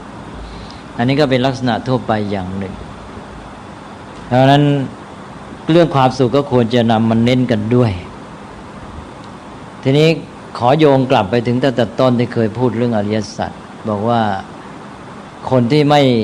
เข้าใจพุทธศาสนาชัดเจนเนี่ยพอมาเห็นหลักอริยสัจเริ่มด้วยทุกข์เนี่ยอย่างเช่นฝรั่งเราไปเปิดเอนไซโคลปีเดียของฝรั่งเนี่ยก็จะมองพุทธศาสนาว่าพุทธศาสนานี่เห็นชีวิตเป็นทุกข์มองโลกในแง่ร้ายอะไรไปทำนองนี้นะมักจะมีความเข้าใจเนี่ยไม่ถูกต้องอย่างน้อยเราได้ทำความเข้าใจกันแล้วว่าพุทธศาสนาพูดถึงธรรมชาติของสิ่งทั้งหลายที่เราต้องไปเกี่ยวข้องตามที่มันเป็นจริงนี่ตรัสทุกข์ไว้เป็นข้อแรกอันนี้เป็นจุดที่มนุษย์จะไปสัมพันธ์กับสิ่งแวดล้อมในการดำเนินชีวิตของเขาถ้าเขาตั้งท่าทีไม่ถูกขาดปัญญาปั๊บมันก็จะเป็นเหตุให้ไอ้ทุกข์ที่มีอยู่ในภาวะธรรมชาติเข้ามาเป็นทุกข์ในตัวคนเลยอันนี้พระพุทธเจ้าก็ตรัสหน้าที่ต่อทุกข์ไว้แล้วว่าทุกขังปริญญายังทุกข์เป็นสิ่งสำหรับกำหนดรู้ทุกข์เป็นสิ่งสำหรับปริญญาคือรู้เท่าทันรู้ตามสภาวะของมันนั้นพูดง่ายๆก็คือทุกข์เนี่ยเป็นสิ่งสำหรับปัญญารู้สำหรับเรารู้จักนั้นรู้เท่าทันไม่ใช่สำหรับเป็นทุกข์นะนั้นในการศึกษาพุทธศาสนาถ้าในด้านของความรู้เรื่องปัญญาแล้วก็รู้เข้าใจเท่าทันทุกข์มันจะออกมาในรูปธรรมชาติของมันเองหรือออกมาในรูปที่มาเกี่ยวข้องกับชีวิตของเราที่เข้าไปสัมพันธ์กับมันก็ตามนะแต่ว่าในแง่ของการดำเนินชีวิตหรือปฏิบัติพอเราเริ่มปฏิบัติพุทธศาสนานี่มันจะกลายเป็นเรื่องของความสุขนะศัพท์ในเชิงปฏิบัตินี่เป็นศัพท์ในเชิงของสุขมากถ้าศัพท์ในเชิงปัญญารู้นี่มีเรื่องทุกข์ เพราะว่าอันนั้นเกี่ยวกับเรื่องธรรมชาติของสิ่งทั้งหลายเพราะว่าเมื่อสิ่งทั้งหลายมันไม่เที่ยงเกิดดับมันก็อยู่ในภาวะเดิมมันไม่ได้ธรรมดามันเป็นอย่างนั้นนะมันก็เป็นไปตามสภาวะของมันก็สวนทางกับกระแสความยึดมั่นของมนุษย์ทีนี้พอพูดถึงแนวทางของการปฏิบัติคือการเอามาใช้ในการดำเนินชีวิตในพุทธศาสนาก็จะมีเรื่องสุขนี่มากเหลือเกินพระพุทธเจ้าตรัสเรื่องสุขไว้มากนะกระบวนการปฏิบัติที่เคยพูดไปแล้วเนี่ยอย่างเราบอกว่าเราปฏิบัติเพื่อให้เกิดสมาธินี่สมาธินี่ก็เป็นจุดสำคัญอันหนึ่งคนเราจะมีสมาธิได้นี่สุขต้องเป็นตัวสำคัญจนกระทั่งท่านบอกว่าสุขขาปัฏฐฐานโนสมาธิมีสุขเป็นปัฏฐฐานปัฏฐฐานนั่นแปลว่าเหตุใกล้คนเราจะมีสมาธิได้เมื่อจิตเป็นสุขถ้าจิตเป็นทุกข์ จิตมันก็ดิ้นรนสิดิ้นรนมันก็อยู่ไม่ได้ มันก็สงบไม่ลง มันก็พลกระวนกระวายพลุ่งพล่านดังนั้นคนที่เป็นทุกข์นี่สมาธิเกิดยากต้องสุขพอสุขก็สงบแต่ก็อย่างที่ว่าไอ้สุขกับสมาธินี่มันมีลักษณะอย่างหนึ่งก็คือว่ามันดีไม่ดีมันจะเพลินสงบนิ่งแล้วเลยเฉยแล้วเฉยแล้วก็ขี้เกียจเพราะฉะนั้นเข้ากันได้กับเรื่องนี้ในพุทธศาสนาก็ไม่ได้อยู่แค่นี้ไม่ให้ติดอยู่กับสุขใช่ไหมฉะนั้นเรามีข้อปฏิบัติอื่นที่เกี่ยวข้องเยอะเป็นกระบวนการเป็นระบบการฝึกฝนพัฒนามนุษย์มันจะมาอยู่แค่อันเดียวนี่เรื่องสุขก็เป็นเรื่องที่เราจะต้องทำความเข้าใจอันนี้อย่างในการปฏิบัติที่เจริญแสดงถึงการที่พัฒนาแม้แต่เครื่องมือวัดผลการปฏิบัติเนี่ยมันจะมีเรื่องสุขเยอะนะอย่างชุดหนึ่งที่ผมพูดบ่อยๆเวลาพระพุทธเจ้าตรัสถึงบุคคลกำลังปฏิบัติธรรมเนี่ยพอปฏิบัติธรรมมาเดินจิตถูกมันจะมีปราโมทย์ร่าเริงเบิกบานใจมีปิติอิ่มใจนะปิติความอิ่มใจปรับลื้มใจแล้วปัสสัทธิความสงบเย็นผ่อนคลายกายใจแล้วก็สุขสุขก็หมายถึงการที่คล่องใจโปร่งใจโล่งไม่มีอะไรมาบีบคั้นติดขัดคับข้องตรงข้ามกับทุกข์แล้วสิแล้วก็สงบเป็นสมาธิพอได้สุขเป็นมาตรฐานจิตเกิดสมาธิสมาธิก็ตั้งมั่นแน่วแน่ไม่มีอะไรกวนไม่กระวนกระวายอยู่ตัวพออยู่ตัวดีก็ถ้าใช้เป็นก็เอาสมาธินี้ไปเป็นฐานในการที่ว่าจิตเหมาะกับการใช้งานเพราะเป็นจิตที่อยู่ตัวของมันแล้วไม่มีอะไรกวนนะมันก็พร้อมจะใช้งานอะไรก็ได้ตามปรารถนาก็นำจิตนี้ไปใช้งานในการที่ว่าพิจารณาสิ่งต่างๆให้เกิดปัญญาเนี่ยจุดมุ่งมันจะมาเผชิญแล้วนอกจากนั้นแล้วจิตเป็นสมาธิมันก็มีพลังทั้งสงบทั้งมีพลังด้วยก็ไปเอื้อในการที่จิตมันใสมาทำงานในการพิจารณาให้เกิดปัญญาได้ผลดีเป้ามันก็จะไปประสานกันสมาธิเป็นฝ่ายสมถะก็ไปเข้ากับปัญญาเป็นฝ่ายวิปัสสนาทำให้ได้ผลแต่ว่าตอนที่ถึงสมาธิซึ่งเกี่ยวเรื่องสุขด้วยเนี่ยมันก็ต้องระวังเขวอย่างที่ว่าถ้าเขวไปก็ไปมัวเพลินกับการฝ่ายหนึ่งก็ใช้พลังจิตที่เป็นสมาธินั้นมุ่งฤทธิปาฏิหาริย์หรือไม่งั้นก็ไปเสวยสุขก็เลยเพลินเกียจคร้านไปเลยนะก็เลยจมอยู่นั่นเป็นสิ่งกล่อมไปนะ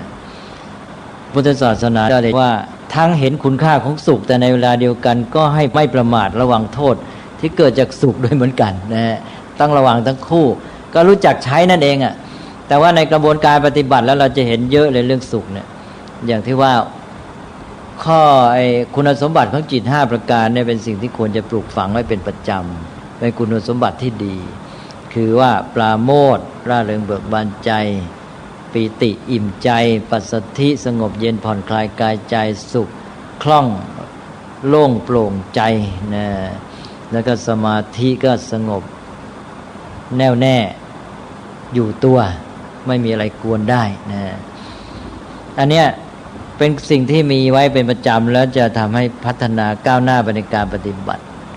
พระพุทธเจ้าจะตรัสบ่อยธรรมะชุดนี้นะในกระบวนการปฏิบัติก็เลยมาวัดคนปฏิบัติธรรมได้ด้วยว่า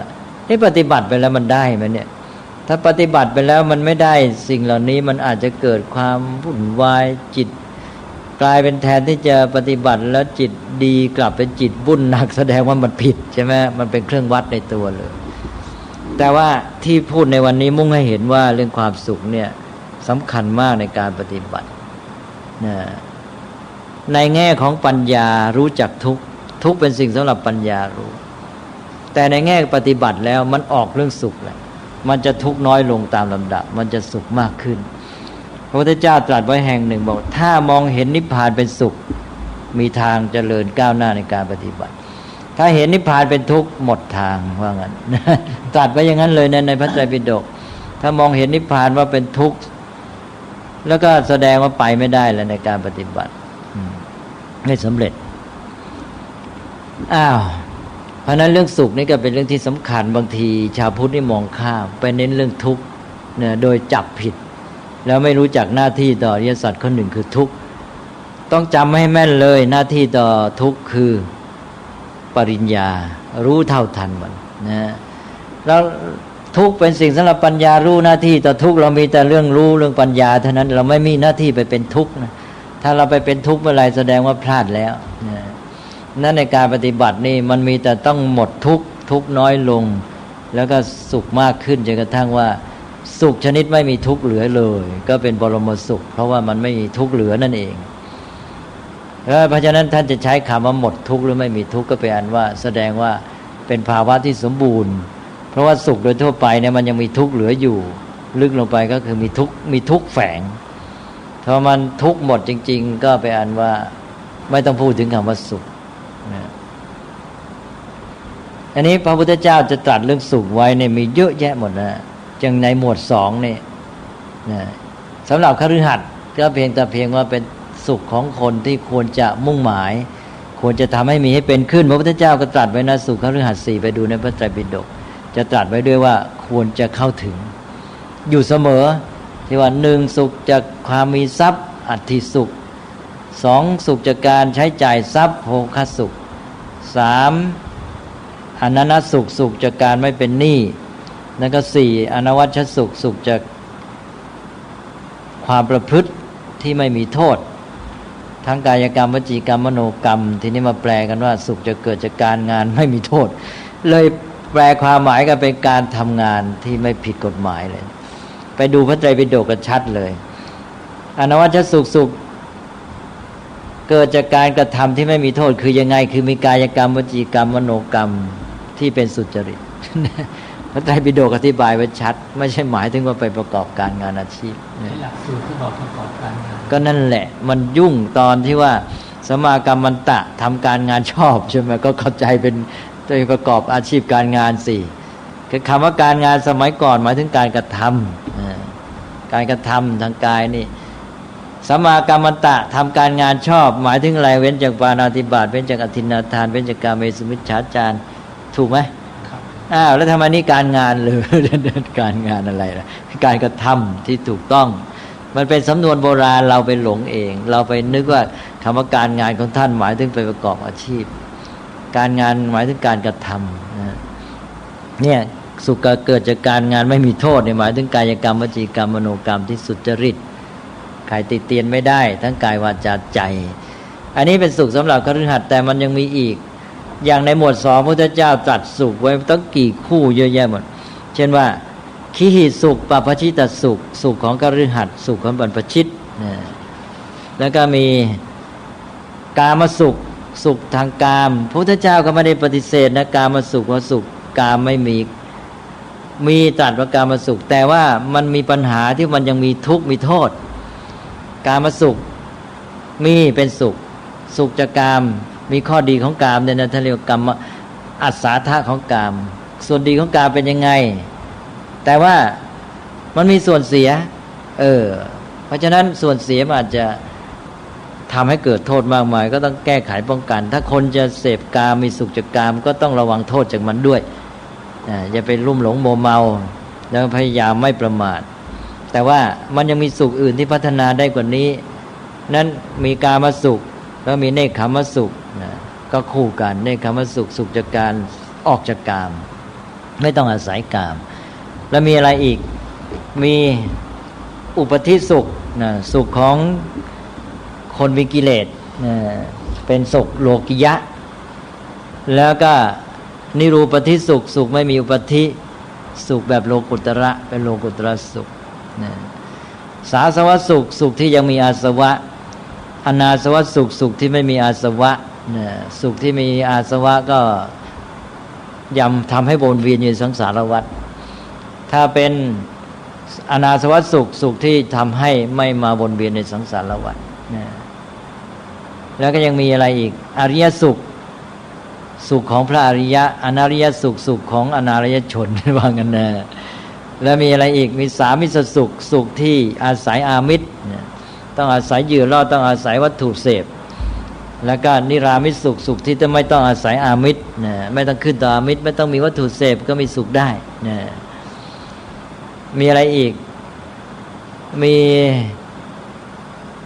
กายิกสุขสุขทางกายเจตสิกสุขสุขทางกายทางใจนะ เยอะแยะหมดพระพุทธเจ้าตรัสไว้สาตสุขสุขที่มีความอร่อยแล้วก็อุเบกขาสุขสุขแบบอุเบกขาอุเบกขาก็เป็นสุขกันนะอุเบกขาอย่างในจตุตถฌานนี่เป็นอุเบกขาที่มาประสานระหว่างภาวะจิตที่มีดุลยภาพกับเวทนาที่เป็นอุเบกขาด้วยมาประสานกันอุเบกขาเวทนาปกติสำหรับมนุษย์ปุถุชนมันจะมากับโมหะคือมันเพลินๆนะที่เคยเล่าให้ฟังอธิบาย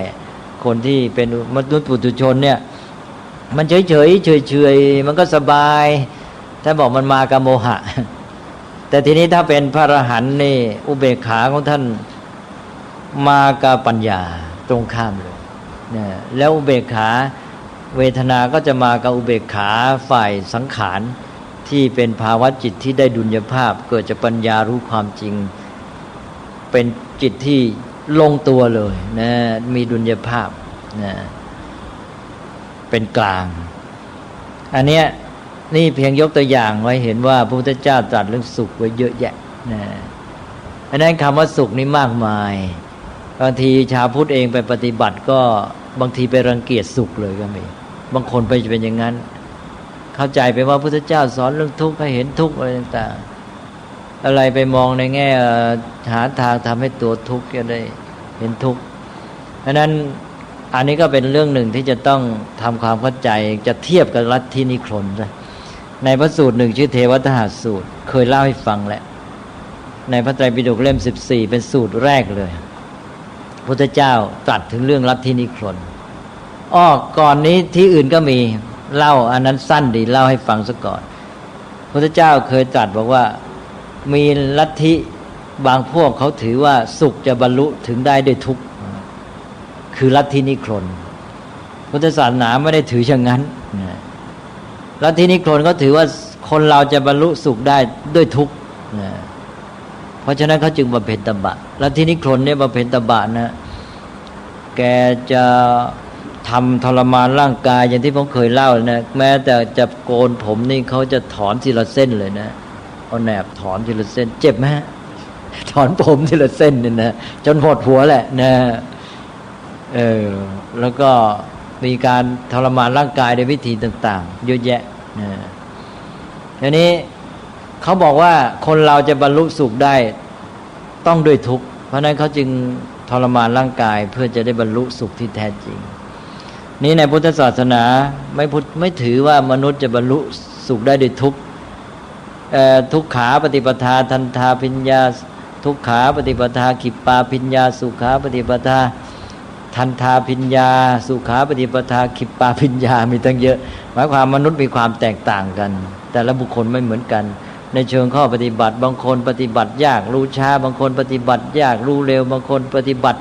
สุขง่ายรู้ช้าบางคนปฏิบัติเป็นสุขแล้วก็รู้ไวก็มีแต่นี่เป็นเพียงแยกประเภทบุคคลแต่เอาหลักการในแง่หลักการก็พุทธศาสนาไม่ถือว่าสุขจะต้องบรรลุได้ด้วยทุกข์สุขก็บรรลุได้โดยการทำเหตุแห่งความสุขสิว่างั้นนะเหตุปัจจัยที่จะทำให้เป็นสุขซึ่งเหตุปัจจัยเนี่ยมันก็มีหลายอย่างนะซึ่งมันไม่จำเป็นจะต้องเป็นอย่างหนึ่งอย่างเดียวเอาทีนี้มาสู่เทวทหสูตรอันนี้จะขยายความ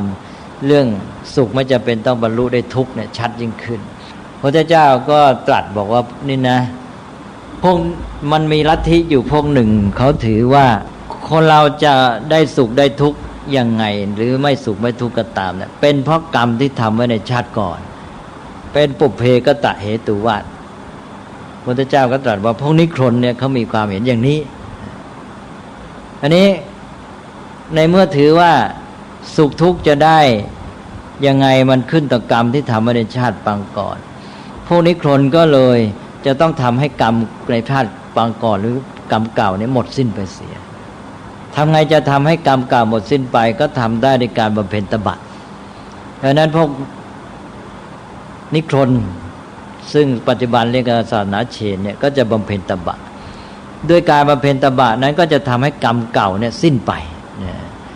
แล้วก็ไม่ทำกรรมใหม่นะทำกรรมเก่าให้สิ้นไปไม่ทำกรรมใหม่เมื่อไม่ทำ ให้ทำเมื่อบำเพ็ญตบะทำกรรมเก่าให้สิ้นไปแล้วเนี่ยเมื่อกรรมเก่ามันสิ้นไปแล้วเราก็ไม่ถูกบังคับเข้าใจไหมฮะเพราะว่าไอ้ที่เราจะเป็นยังไงเนี่ยเป็นเพราะกรรมเก่ามันบังคับตัวเราอยู่พอบำเพ็ญตบะแล้วทำให้หมดกรรมเก่าไอ้กรรมเก่าหมดไปกรรมใหม่ก็ไม่ทำก็ไม่มีอะไรมาบังคับเมื่อเราไม่ถูกบังคับนะกรรมสิ้นไปทุกข์ก็สิ้นไปด้วยทุกข์สิ้นเวทนาก็สิ้นไปทุกข์ก็หมดนะทุกข์ก็ไปอนุโมทนะนี่คือลัทธินิครนนะมองในทัศนะพุทธศาสนาพระพุทธเจ้าถือว่าลัทธินิครนนี่เอาทุกข์มาทับถมตนโดยไม่มีเหตุผลนะก็ตัวเองอยู่นะแล้วก็ไปเอาทุกข์มาทับถมมาเป็นตบะนะเป็นทุกข์ที่ว่าตัวเองไม่ได้มีถ้าตัวเองมีทุกข์อยู่แล้วก็มีอยู่แล้วแถมไปเอาทุกข์มาเพิ่มให้ตัวเองไปเป็นตบะทรมานร่างกายอันนี้พระพุทธเจ้าก็เลยตรัสหลักเรื่องความสุขในพุทธศาสนาหรือเป็นข้อปฏิบัติต่อสุขและทุกข์นี่สรุปได้เป็น4ข้อด้วยกัน 1. ไม่เอาทุกข์ทับถมตนที่ไม่มีทุกข์นะ1แล้วนะ1ไม่เอาทุกข์ทับถมตนที่ไม่ได้เป็นทุกข์ 2. ไม่ละทิ้งสุขที่ชอบทำท่านใช้คำว่าธรรมิกังสุขังณปริจจชติไม่ละทิ้งสุขที่ชอบทำ 3. ถึงแม้ในสุขที่ชอบทำนั้นก็ไม่สยบไม่ล่มหลงมัวเมานี่เอาแล้วนะ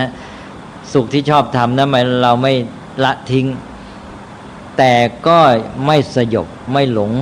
มัวเมาในสุขแม้แต่ที่เป็นธรรมนั้นนะแล้วก็ 4. เมื่อรู้เข้าใจอยู่ว่าเหตุของทุกข์ยังไม่หมดไปก็เพียรพยายามปฏิบัติเพื่อให้ทุกข์หมดสิ้นอันนี้จะเห็นเป็นลำดับเลยนะฮะขอทวนอีกทีหนึ่ง ไม่เอาทุกข์ทับถมตนที่ไม่มีทุกข์ 2. ไม่ละทิ้งสุขที่ชอบทำ 3. แม้ในสุขที่ชอบทำนั้นก็ไม่สยบลุ่มหลงโมเมา 4. เมื่อรู้เข้าใจอยู่ว่าเหตุของทุกข์ยังไม่หมดไปก็รู้จักปฏิบัติเพื่อให้ทุกข์หมดสิ้นไปเสีย 4 ขั้นของนิครนนี่เอาทุกข์ทับถมตนที่ไม่มีทุกข์ก็เลยละทุกข์ละทิ้งสุขที่ชอบทำที่ควรจะมี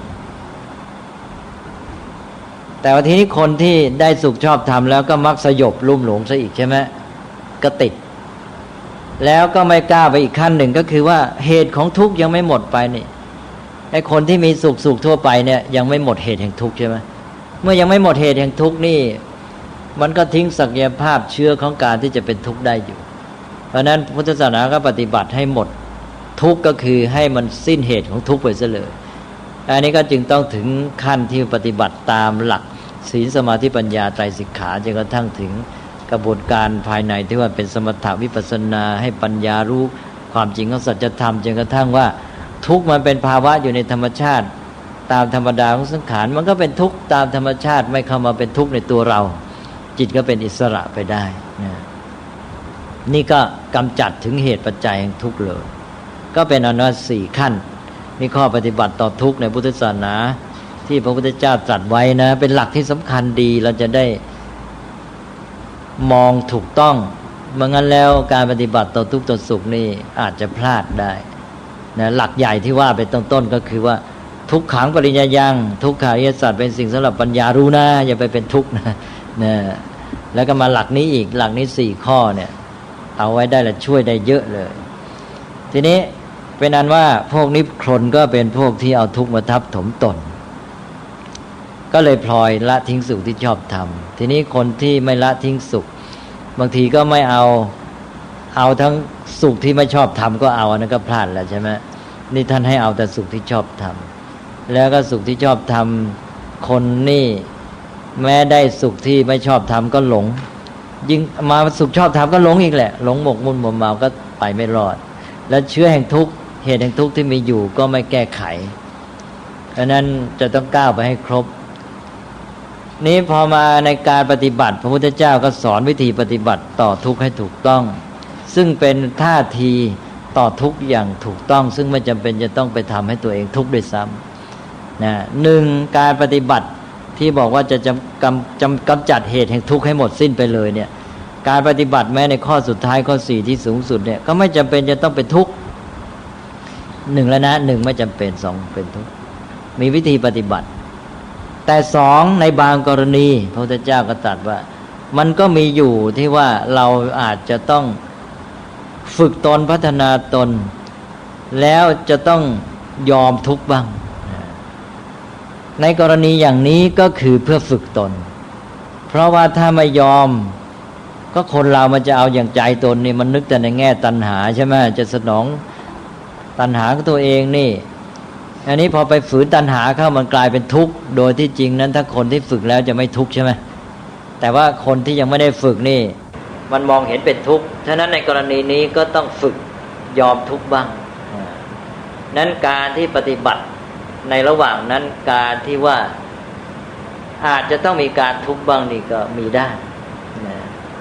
พระพุทธเจ้าก็เปรียบเทียบบอกในกรณีอย่างนี้ก็เหมือนกับเราจะดัดลูกศรให้ตรงการที่จะดัดลูกศรให้ตรงนะคือหมายความพัฒนาชีวิตฝึกตนให้ดีให้เป็นชีวิตที่ดีงามสมบูรณ์เป็นชีวิตที่ได้ฝึกฝนพัฒนาดีแล้วเนี่ยบางทีมันก็ต้องมีการดัดกันบ้างว่างั้นนะเหมือนกับลูกศรที่จะดัดให้ตรงคนโบราณเขาจะดัดลูกศรนี่เขาใช้ไฟหล่นใช่ไหมเขาเรียกว่าข่าผมก็ไม่รู้จักไม่เคยเห็นนะคือเอาลูกศรมาวางบนข่าก็คงจะเป็นที่สำหรับตั้งวางลูกศรแล้วก็เอาไฟลนแล้วก็ดัดบอกว่าเนี่ยเขาจะดัดลูกศรให้ตรงเขาต้องใช้ไฟลนก็เหมือนกับผู้ที่จะปฏิบัติเพื่อกำจัดเหตุแห่งทุกข์ให้สิ้นก็อาจจะต้องมีการที่มองในแง่ของตัวเองที่เคยมากับการเห็นสิ่งเหล่านี้เป็นสุขหรือตามใจตัวเองแบบนี้นะเมื่อมาปฏิบัติอย่างนี้ก็รู้สึกว่ามันเป็นทุกข์ไปก็ทำด้วยเจตนาเพื่อฝึกตนเองนะมันก็อาจจะต้องลำบากหรือทุกข์บ้างในกรณีนี้ก็ถือเป็นเรื่องฝึกไปนะแต่ไม่ใช่เป็นเรื่องของการเอาทุกข์มาทับถมตนนะแต่เป็นเรื่องของกระบวนการฝึกซึ่งมันอยู่ในเรื่องของตัวเองที่ว่าเมื่อเจอสภาพอย่างนี้มันจะเอาแต่ใจของตัวเองตามสบายในความเคยชินตามอำนาจตัณหาหรือกระแสกิเลสก็เลยมองเห็นการปฏิบัติอย่างนี้เป็นทุกข์ซึ่งถ้าฝึกตัวเองดีแล้วก็จะไม่รู้สึกอะไรดังนั้นก็จะต้องมีการฝึกกันบ้างถ้ามองความยากลำบากหรือทุกข์นี้เป็นเรื่องของการฝึกฝนตัวเองมันก็เป็นขั้นหนึ่งในกระบวนการปฏิบัติให้ผ่านไปเพื่อจะกำจัดเหตุแห่งทุกข์ให้หมดสิ้นไปนี่ให้หลักการทั่วไปก่อนนี่พรุ่งนี้ถ้ามีเวลาก็จะต่อไปถึงสุขในระดับต่างๆนะว่าคนเรานี่สามารถพัฒนาชีวิตให้มีความสุขในลักษณะต่างๆประเภทต่างๆได้อย่างไรบ้างซึ่งที่จริงก็พูดไปเยอะแล้วนะฮะแต่คล้ายๆว่าเอามาพูดเฉพาะในเรื่องสุขกันอีกทีหนึ่งนะคล้ายๆประมวลจากที่พูดไปแล้วเพราะพูดไปแล้วกระจายอยู่โน่นอยู่นี่ก็วันนี้ก็มีอะไรไหมฮะเฉพาะสำหรับวันนี้โดยตรงที่เป็นเรื่องคำถามข้อสงสัยถ้าไม่มีก็จะผ่านไปก่อน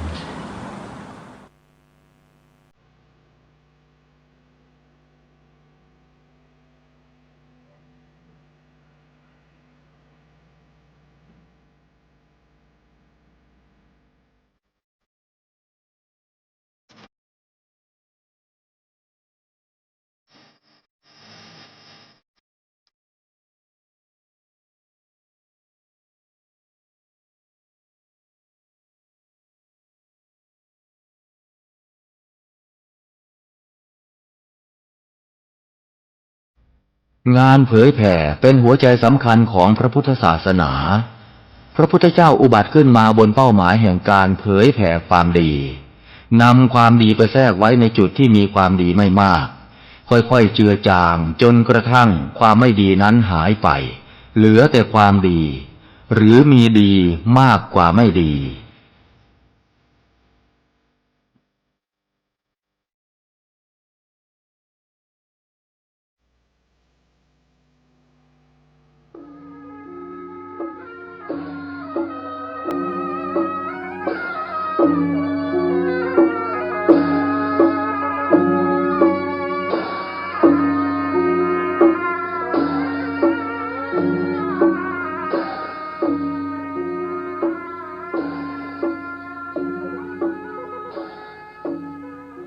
ขอความเจริญในธรรมและความผาสุกทางใจจงได้มาบังเกิดมีแก่ท่านสาธุชนคนดีผู้เจริญในศีลในธรรมทุกท่านพร้อมกันนี้ขอยกมือ10 นิ้วกราบอาราธนาเอาคุณพระพุทธเจ้าคุณพระธรรมพระสงฆ์คุณพ่อคุณแม่คุณครูบาอาจารย์ผู้ประสิทธิ์ประสาทวิชาความรู้บุญศีลบุญทานสิ่งศักดิ์สิทธิ์ทั้งหลาย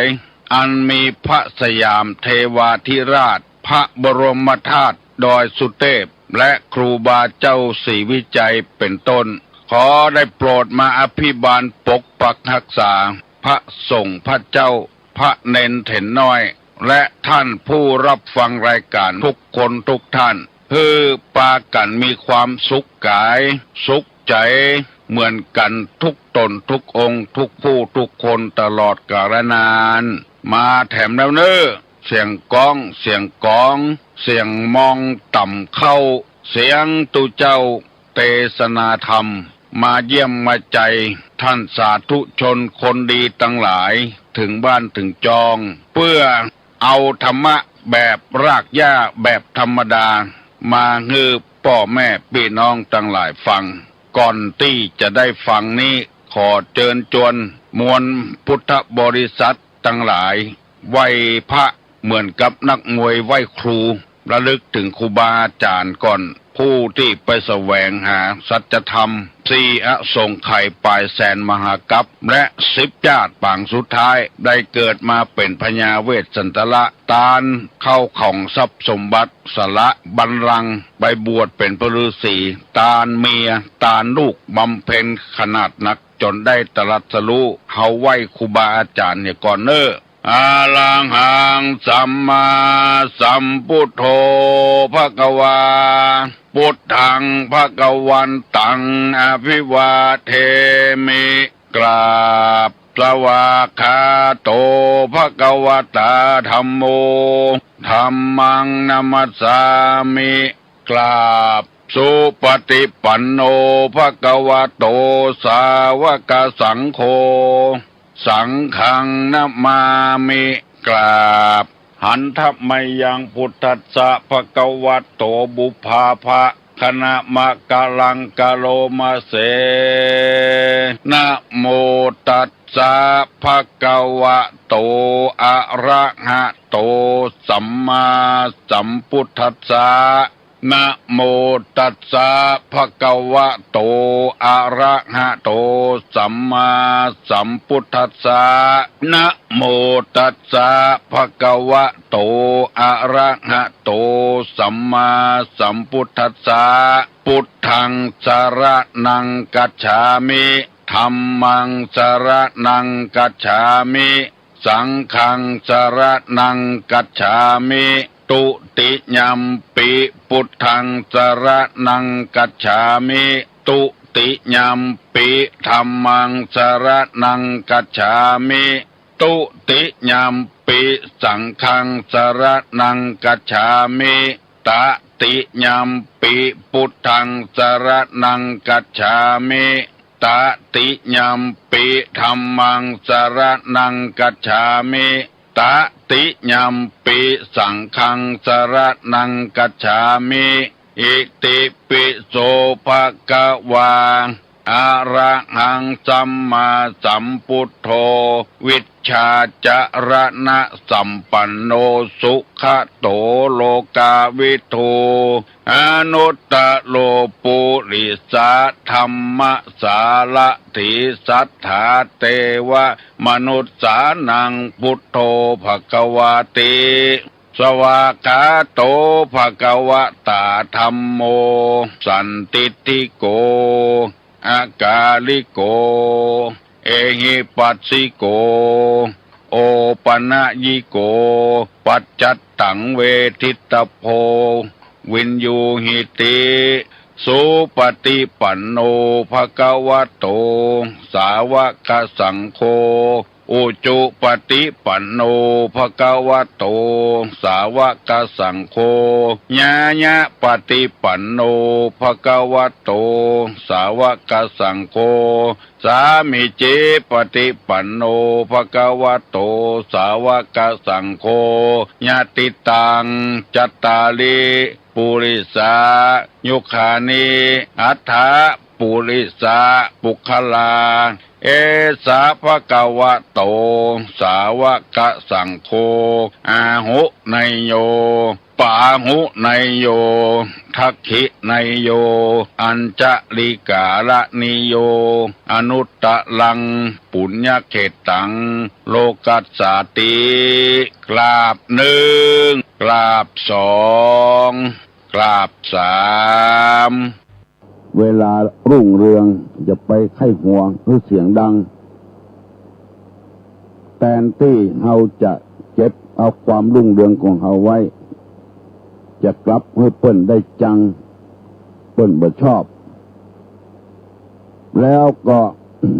ข้อที่สองว่าเวลาตกต่ำอย่าร้องให้ใครเห็นให้ก็ให้อย่าติ้งอย่าพื้นไปหันอย่าพื้นไปหูว่าเฮาเนี่ยตกต่ำต้อยละเพราะว่าจะเสียเครดิตของเฮาก็ว่าอย่างนั้นแล้วแถมกรรมหนึ่งว่า หิวเพื่อหิวอย่างเสือหาเหยื่อกินเองเวลาหิวอย่างเสือเสาะว่าหากินคนเดียวบ่ยอมไปลักไปจกไปแอบของไผถ้าเป็นอย่างนั้นแล้วเสียตื้อเสียเสียงหมดคือหมายความว่าไปเสาะจุเปิ้นเสาะยืมเงินคนนั้นยืมคนนี้แล้วไปซ้ายเปิ้นนัดเปิ้น2 วัน 3 วันเป็น10 ปี20 ปีก็บ่ซ้ายเปิ้นอันนี้บ่ใจอย่างเสือแล้วเปิ้นลูกแฟนหัวยังบ่พอเปิ้นเอาไปเล่าช่วยค่อยบ้านค่อยเมืองแถมเพราะตัวหิวแล้วบ่เสาะกินคนเดียวบ่เสาะกู้เสาะยืมกับเปิ้นโดนสาปโดนแจ้งไปแถมตกดินตกหญ้าไปติกๆไปลักไปจกของเปิ้นอันนี้บดีตัวลุงได้นำเสนอไปแล้วมีแถมกรรมหนึ่งว่าไม้ดอกยังผัดกันบานชีวิตคนก็ผัดกันรวยไม้ดอกยังผัดกันบานชีวิตก็ผัดกันร่ำรวยคือดอกไม้เนี่ยมันเปลี่ยนกันบานแล้วก็ร่วงโรยไปคนเฮานี่ก็อย่างเดียวกันไม่จะต้องเปลี่ยนกันร่ำรวยพ่อไปคิดว่าความร่ำรวยของเฮาจะอยู่เมือนนาน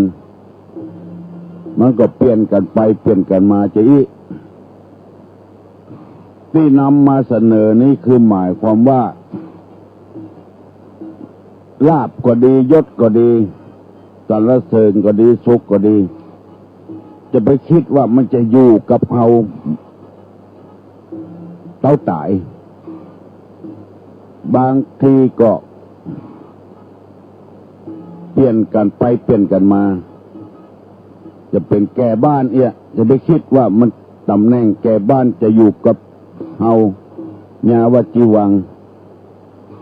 ตำแหน่งกำนันเนี่ยจะไปคิดว่ามันจะอยู่กับเฮาญาวจีวัง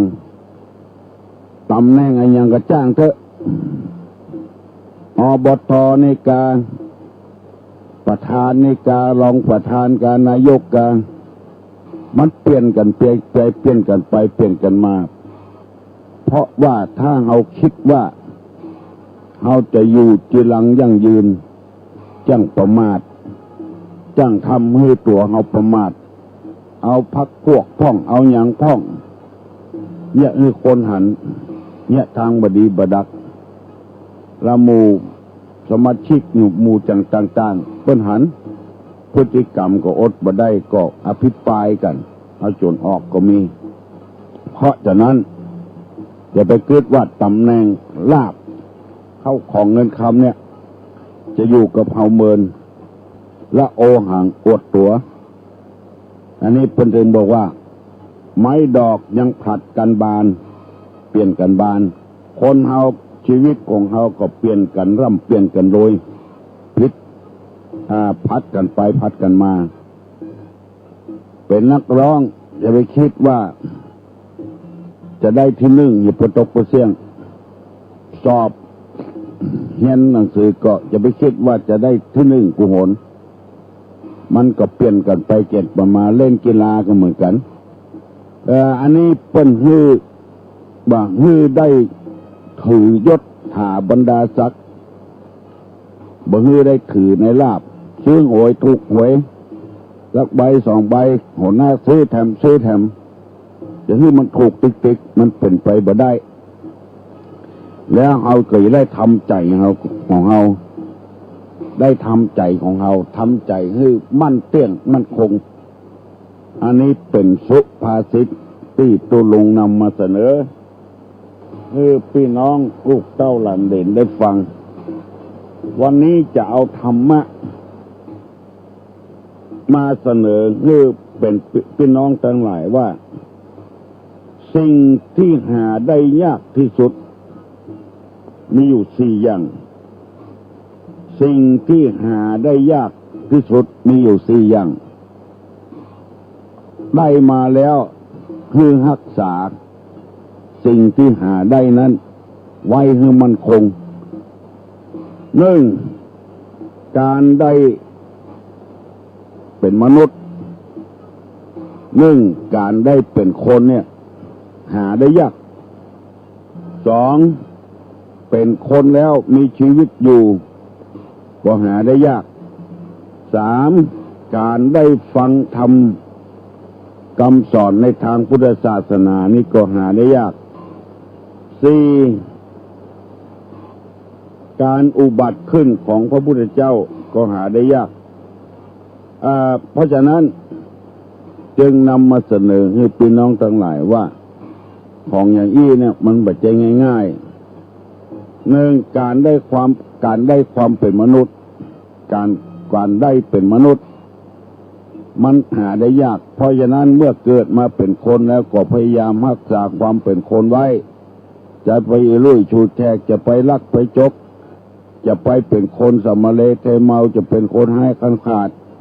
จะเป็นคนเล่นการพนันอย่าไปเป็นนักเลงอันนี้เป็นต้นอันนี้การเกิดเป็นคนหาได้ยาก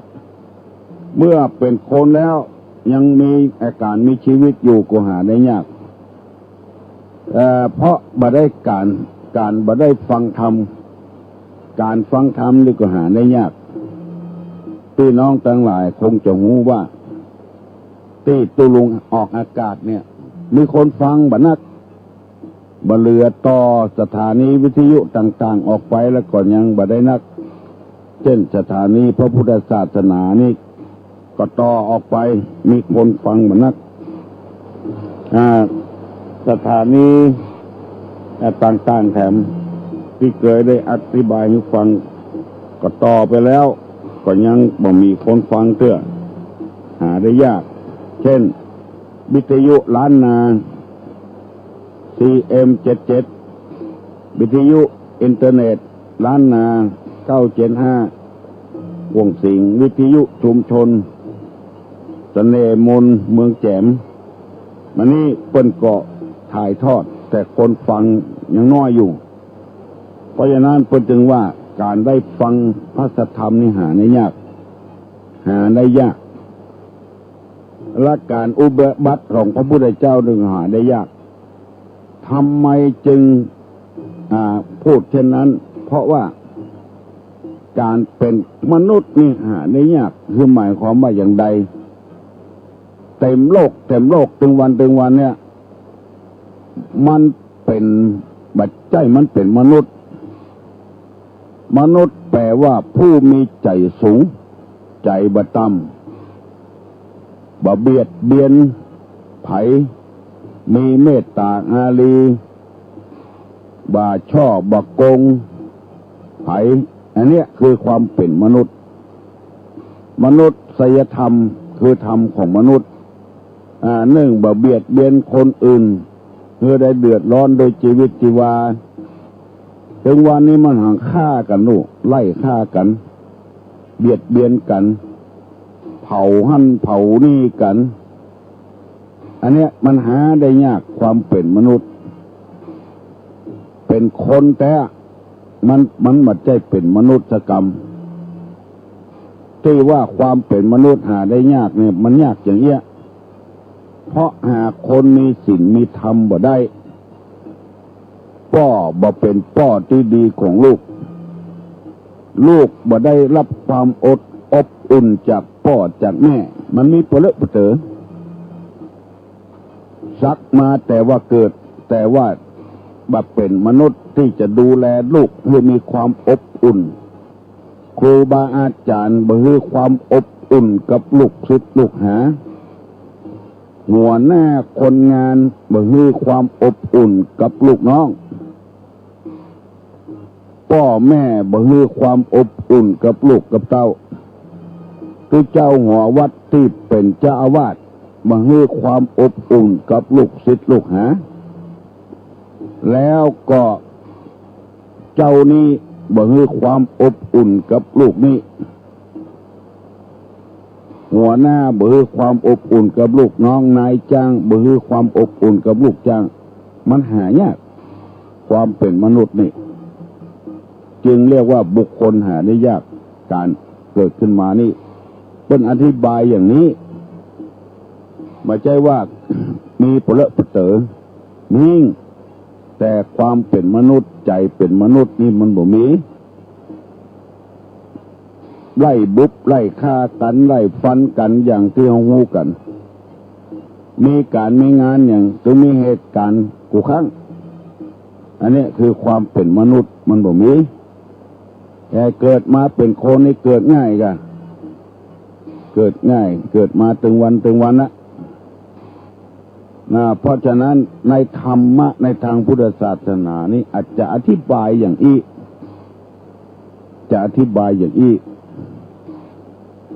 ว่าโดยสิ่งที่หาได้ยากมีสี่อย่างการได้เป็นมนุษย์คนดีอยู่ที่ไหนพัฒนาที่นั่นมันหาได้ยากส่วนมากจะอยู่กินเหี้ยแค่กันไปแค่กันมาศรัทธาก็แค่ทุเจ้าก็แค่ศรัทธาอยู่ด้วยกันม่วนไปโต้ยกันโลนี่มันหาได้ยากเพื่อทุเจ้าดีแต่ศรัทธาบดีศรัทธาดีแต่ทุเจ้าบดีอย่างหมู่นี้เป็นต้นมันหาได้ยากสองการใช้การมีชีวิตอยู่นี่ก็หาได้ยากพอคนที่บ่ได้ฟังธรรมะธรรมโมอายุ10 ปลาย20 ปลายตายกันเพื่อเดียวเพราะอันยังก็เพราะเหตุว่ามีชีวิตอยู่นี่หาได้ยากจะอายุยืนนานจน70-80 ปีมันมีน้อยละหมอก20 ปลาย30 ปลาย40 ปลายนี่ก็ตายวุ่นวายเพราะแปลงอย่างเพราะติดโรคเอดส์ติดโรคตับโรคปอดโรคไตสะปืนไปกินสุรายาเมาตับแข็งตับวายอย่างเงี้ยสูบบุหรี่มูยาถุงลมโป่งเป็นถุงลมโป่งหายใจบ่ได้หมู่เนี้ยอายุยืนบ่ได้มันหาได้ยากจะ70 80 90นี่มันบ่เคยมีน้อยอันนี้เป็นบุคคลหาได้ยาก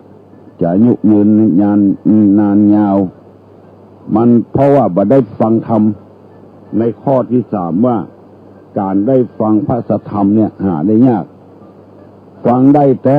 ได้นำไปปฏิบัติเนี่ยมันเคยมี จึงนำมาเสนอให้พี่น้องทั้งหลายได้รับทราบว่าบุคคลหาได้ยากหรือว่าด้วยสิ่งที่หาได้ยากในโลกเนี้ยมันมีอยู่สี่อย่างหนึ่งการได้เป็นมนุษย์นี่หาได้ยากสอง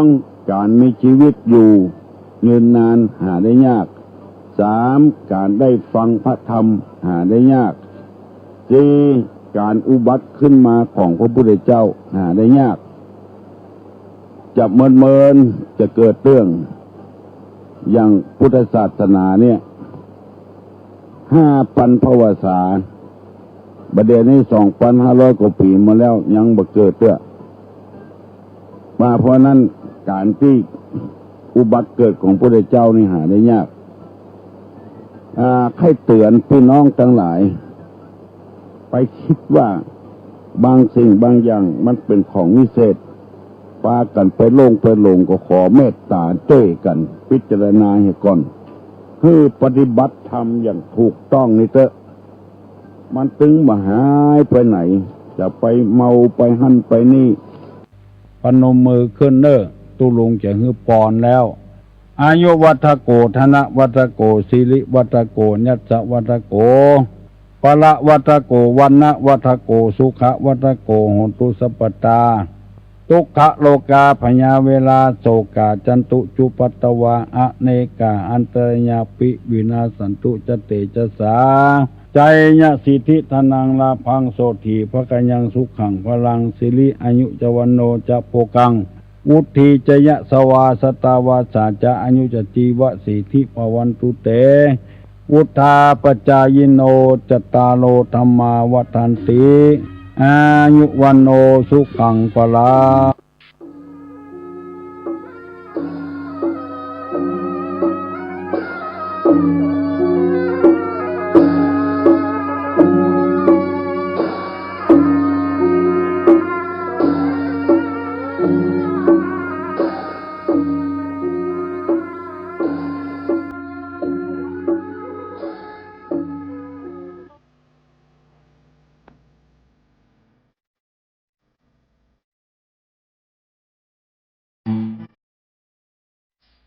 นักเผยแผ่จึงเปรียบเสมือนหมอที่วินิจฉัยโรคแล้วค่อยๆทดลองยาเมื่อเห็นว่าให้ยาถูกโรคก็คอยดูแลไม่ให้เกิดโรคแทรกซ้อนตามขึ้นมาอีกหมอต้องไวต่อการเรียนรู้เรื่องโรคและวิธีรักษาโรคฉันใดพระสงฆ์ซึ่งเป็นเสมือนจิตปารมีธรรมท่านอาจารย์ครูอภิวัฒนวิกรมรองเจ้าคณะอำเภอดอยหล่อผู้อำนวยการสถานีวิทยุมวลชนคลื่นสีขาวเพื่อชาวชาเจ้าอาวาสวัดอันผู้ดำเนินรายการเสียงธรรมแสงอรุณและรายการอู้จาภาษาธรรมพร้อมไปด้วยท่านครูบาอาจารย์พระมหาเถระเถรานุเถระพระสังฆพระสงฆ์องค์เจ้าขอกราบไหว้สาบุญญาปารมีธรรมพระเดชพระคุณหลวงพ่อสุนทรธรรมานุโยคที่ปรึกษาเจ้าคณะอำเภอดอยหล่อเจ้าอาวาสวัดพระธาตุคงขาวขอกราบไหว้สาบุญญาปารมีธรรมพระเดชพระคุณหลวงพ่อสาธุกิจญานันท์เจ้าคณะอำเภอดอยหล่อ เจ้าอาวาสวัดพระธาตุเจ้าดอยน้อยพร้อมไปด้วยพระสงฆ์องค์เนนเจ้าทุกรูปทุกองค์ด้วยความเคารพอย่างสูงสุดยิ่งครับผมสวัสดีเจรับปน้อยหนุ่มผาจอกคนรูปหล่อเนอคงขอกราบไหว้แสครูบาลอกเหมือนกันนะครับ สวัสดีเนอผมขอกราบไหว้แสตุนุงนวลโคนุบลอวัดสัตเมียงอำเภอเวียงหนองล่องเหมือนกันนะครับผมดีเนอโอ้ต้องเพนนกปอยเฮยหองเจ้าประเจ้าดื้อครับต้องประตังเดลินนี่นกปอยเฮยหองตี 3ครับ ต้องสำเนียงแล้วครับมันมีนะมันมีหลายที่มันถึงห้องอันนะครับ ขอนิมนต์ครูบาลักเตียวทำโล่นได้เลยครับผมนิมนต์ได้เลยครับผมอรุณสวัสดิ์ยามเจ้ามือเจริญปอนทาญาติโยมสาธุชนคนดีเฮาทุกท่านมาแล้วเนอะมาแล้วเนอะมาแล้วเนอะมาแล้วมาแล้วมาแล้วมาปะกันในรายการสัพเพเหระปกิณกะธรรมะปอนรุ่งใกล้แจ้งรายการเสียงธรรมแสงทองประจำวันอาทิตย์ก็มาปะกันแล้วเนอะตั้งแต่เวลาตี3ถึงตี4ครึ่งโดยมีตนตัวเก้ากับผมอาตมาภาพสามเณรรักปัญโยนันท์วัดสันเหมืองตำบลหนองล่องอำเภอเวียงหนองล่องจังหวัดลำพูนเป็นผู้รับผิดชอบดำเนินรายการในวันอาทิตย์เป็นประจำทุกวันอาทิตย์เขาก็มาปะกันในรายการนี้ออกอากาศพร้อมกันทางสถานีวิทยุต่างๆดังนี้เช่นสถานีวิทยุคลื่นพระพุทธศาสนาการศึกษาและวัฒนธรรม 104.50 วัดไฟอินตำบลสุเทพอำเภอเมืองจังหวัดเชียงใหม่โดยเมตตาธรรมของท่านอาจารย์ท่านพระครูสมุวิสุวัฒน์วรกิจโจสถานีวิทยุวัดพระบาทอุดมน้ำบ่อสาวา 88.5 เมกะเฮิรตซ์อำเภอฝางโดยเมตตาธรรมของพระเดชพระคุณหลวงพ่อสุจิตตานุรักษ์ด็อกเตอร์ท่านอาจารย์จำเริญโชติธรรมโมสถานีวิทยุห้วยตองสักเรดิโอ 98.75 เมกะเฮิรตซ์ตั้งอยู่วัดห้วยตองสักตำบลขวงเปาอำเภอจอมทองจังหวัดเชียงใหม่โดยเมตตาธรรมของหลวงพ่อวาปีวรมานิตกับท่านอาจารย์ชวริตชีวังโสสถานีวิทยุมนเสียงธรรม 106.25 เมกะเฮิรตซ์ตั้งอยู่วัดบุพารามตำบลจ้างเคิ่งอำเภอแม่แจ่มจังหวัดเชียงใหม่โดยเมตตาธรรมของพระเดชพระคุณหลวงพ่อมงคลวิสิทธิ์เจ้าคณะอำเภอแม่แจ่มอันนี้ก็โซนไปแต่แม่แจ่มผมก้อย ดอยเต่าเนาะก็จะได้ฮับกันนะได้ฟังกันกัลยาณิวัฒนาหลายที่หลายต่างเนาะสถานีวิทยุชุมชนคนเหนือเขื่อนบ้านดงดำตำบลหางดงอำเภอฮอดจังหวัดเชียงใหม่สถานีวิทยุแม่วางเรดิโออำเภอแม่วางจังหวัดเชียงใหม่สถานีวิทยุแดนดินถิ่นล้านนาบ้านโฮงงัวอำเภอสันปะตองจังหวัดเชียงใหม่โดยคุณโยมรุจิสมบัติเงาคำสถานีวิทยุบ้านแป้นเรดิโอบ้านแป้นอำเภอเมืองจังหวัดลำพูนสถานีวิทยุชุมชนคนเมืองลี้อำเภอลี้จังหวัดลำพูนสถานีวิทยุชุมชนสถานีวิทยุสีคำเรดิโอจังหวัดแน่นสถานีวิทยุนิกเนียวเรดิโอห้างหุ้นส่วนจำกัดอนุสรณ์เรดิโอบ้านโจงตำบลต้งกวาวอำเภอเมืองปานจังหวัดลำปางสถานีวิทยุเรดิโอเน็ตเวิร์กทั้ง2คลื่นสถานีวิทยุวิทยาลัยสงฆ์นครลำปาง 106.50 เมกะเฮิรตซ์วัดตันพสถิตโดยเมตตาธรรมของท่านอาจารย์ก็มหาสมชาติชาตะปัญโย สถานีวิทยุลำปางสตาร์ 101.25 เมกะเฮิรตซ์ของคุณโยมดารุณีเนาะของคุณโยมดารุณีสถานีวิทยุลำพูนเรดิโอบ้านป่าสักอำเภอเมืองจังหวัดลำพูนแล้วก็สถานีวิทยุน่านฟ้าเรดิโอของคุณโยมรุ่งนิรันดร์ปันดอนตองอันนี้ก็คือรายชื่อรายนามของสถานีวิทยุต่างๆหรือว่าท่านที่บัสะดวกฟังวิทยุ ก่อนจะเข้า Google ก็ได้เนอะถ้ามีโทรศัพท์สัมผัสโทรศัพท์สมาร์ทโฟนเอานี่นะโทรศัพท์เกียร์เอานี่นะก็เข้า Google คลื่นสีขาวเพื่อชาวประชาก็ได้ก็จะพบรายการนี้หรือว่าสถาญาติโยมจะเข้าเว็บไซต์ฟังได้ทั่วโลกจะอยู่กรุงเทพกรุงไทยจะอยู่ที่ไหนก็ฟังได้จะอยู่ต่างประเทศก็ได้อันนี้ก็เข้าเว็บไซต์ www.doilawradio.com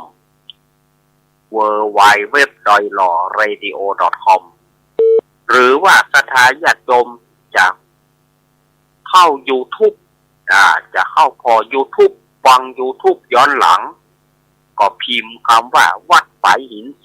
2ก็จะเป็น YouTube ย้อนหลัง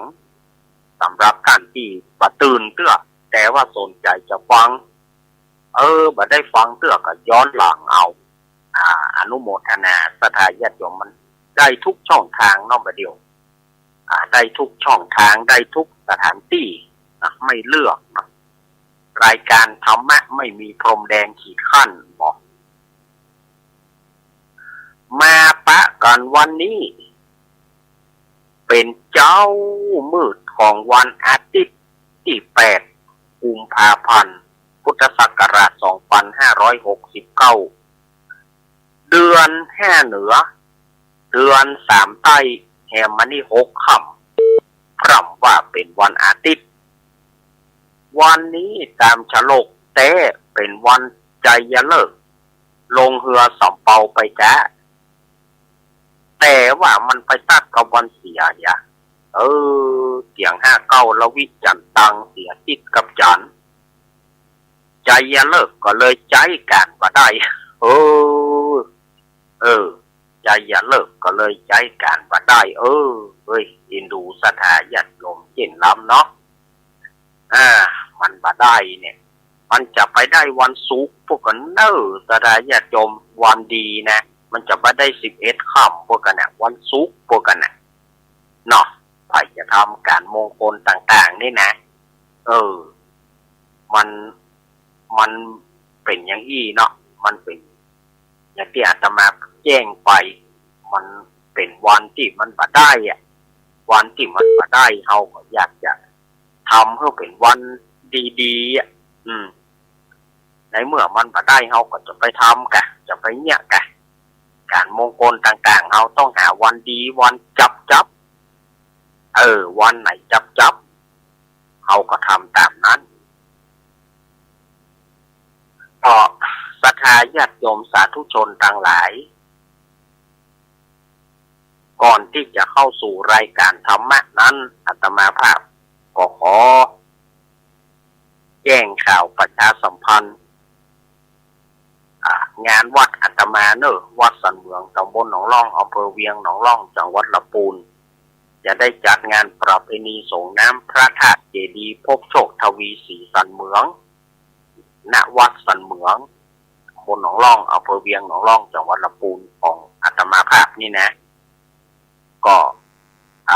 เชิญชวนคณะสถาญาติโยมมาเอี่ยวมาแหวงกัน31มีนาและก็1เมษายน31มีนาคมแล้วก็1เมษายนสำหรับท่านใดอยากจะรับเป็นเจ้าภาพสังฆทานชุดละ300เนาะสถาญาติโยมอยากจะเป็นเจ้าภาพสังฆทานก็ดีโครงทานต่างๆโครงทานอาหารของหวานของกินต่าง หรือว่าโรงทานน้ำก็แจ้งที่อาตมาได้เนอะแจ้งที่อาตมาได้0892140135และ0837611775ก็ขออนุโมทนาไว้หลวงหน้านี่ก็คุณโยมวาสนาแม่ทองเครือชัยกันทาเสริมงามลำปางเพิ่นก็ฮับมาละ4 ชุด 1,200 บาทแล้วก็ผู้ที่ฮับโรงทานน้ำดื่มโรงทานน้ำดื่มก็มีป่อสมศักดิ์แม่สีเพนแม่ฟองป่อสมศักดิ์แม่สีเพนขาวเตี้ยแม่ฟองคำจีนาอิพร้อมไปด้วยลูกเต้าเหล่าหลานก็ได้ร่วมฮับเป็นเจ้าภาพโรงทานน้ำดื่ม15 แพ็ค15 ชุดเนอะอนุโมทนาแล้วก็ยังมีป่อถาวรแม่ชันกันตุนบ้านสีเตี้ยเปิ้นก็ฮับมาแถม4 ชุด 4 แพ็คแม่จันนวลนายเกิดพงษ์นายพัดพงษ์กันทมูลแถม2 แพ็คแถม2 แพ็คนี่ก็ยินดีกับแม่จันนวลเนอะบ้านเวียงหนองล่องแล้วก็ยังมีแม่จันทานันที่สิงห์บ้านสีเจริญตำบลสีเตี้ยอำเภอบ้านโฮงลำปูนเปิ้นก็ฮับน้ำดื่มมาแถม4 แพ็ค4 ชุดแล้วก็ติดตามลำตัวยไปด้วยนายทองสุขนางสมบัติสีไม้บ้านสีเจริญนี่เปิ้นก็ฮับเป็นเจ้าภาพน้ำดื่มแถม2 ชุด 2 แพ็คโอ้บุญใดกุศลใดที่ท่านทำแล้วนะเจตนาของท่านเนอะการน้ำเป็นเศรษฐีมั่งมีเงินตราเนอะสถาญาติโยมที่ได้เป็นเจ้าภาพน้ำดื่มนี้เป็นเจ้าภาพโครงการก็ดีแจ้งอาตมาเรื่อยๆจนถึงวันที่30 มีนาคมอาตมาจะฮับไปถึง30 มีนาคมเพราะว่า31นี่ก็ต้องแล้วเสร็จละก็ต้องจัดแจงแต่งดาสถานที่จะฮับไปถึง30 ด้านนะฉะนั้นถ้าศรัทธาญาติโยมมีจิตมีใจศรัทธาอยากจะร่วมกองบุญอันนี้อาตมาบัดได้ขอเปิ้นนะแต่เปิ้นมีใจศรัทธาเปิ้นเรียกว่าสายทานแห่งศรัทธาธรรมอย่างแม่สีเพนพ่อสมศักดิ์แม่สีเพนก็ดีป่อถาวรก็ดีอย่างศรัทธาญาติโยมที่เป็นเจ้าภาพฮับน้ำดื่มมาเนี่ยอาตมาบ่เคยขอเปิ้นแต่อาตมาประกาศไปเปิ้นก็มีจิตศรัทธาอันแรงกล้า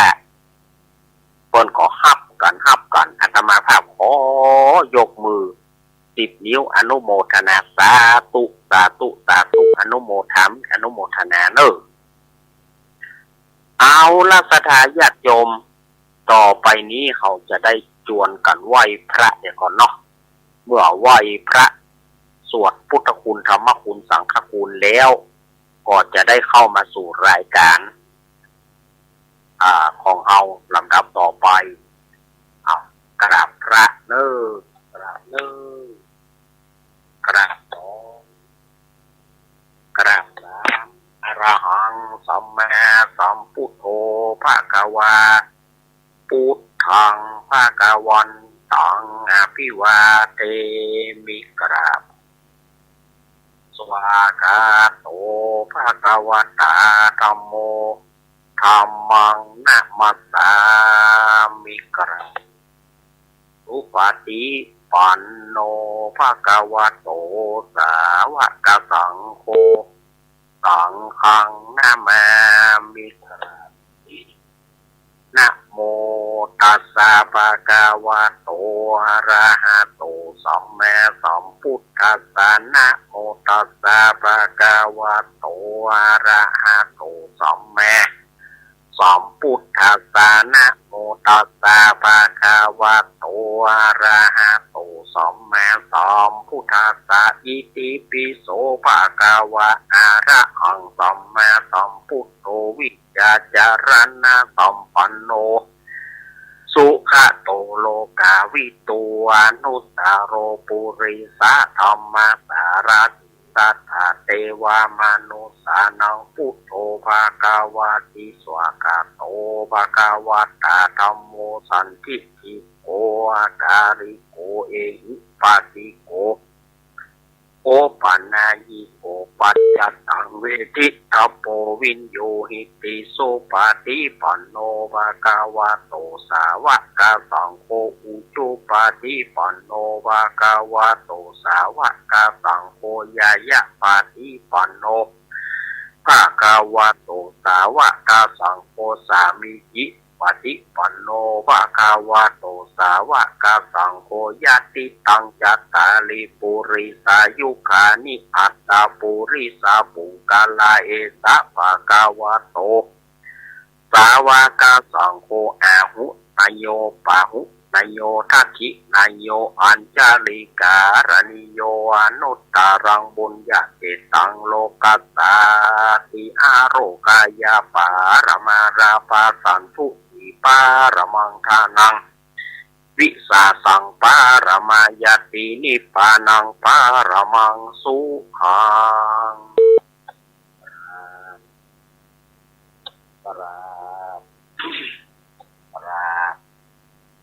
เอาแล้วศรัทธาญาติโยมอาตมาภาพก็ได้เป็นหัวนำศรัทธาไหวพระสวดพุทธคุณธรรมคุณสังฆคุณเป็นที่เรียบร้อยต่อไปก็จะได้มาเตะน้ำเตะธรรมเหล่าน้ำเหล่าธรรมเพื่อศรัทธาญาติโยมได้ฟังกันเนอะทำเรื่องจ้างเช็ดหัวดอกบัวปันกาบผูกที่3ทำเรื่องจ้างเจ็ดหัวดอกบัวปันกาบผูกที่3นี้ก็มีเจ้าภาพลักยังเป็นทางการพ่อสมศักดิ์แม่สีเพนขาวเตี้ยแม่ฟองคำจีนาอิไออันเอกนางจินตนาพรน้องปลายฝนพ่อผู้กองพรตักแม่คุณนายประนอมพรหมสุวรรณดี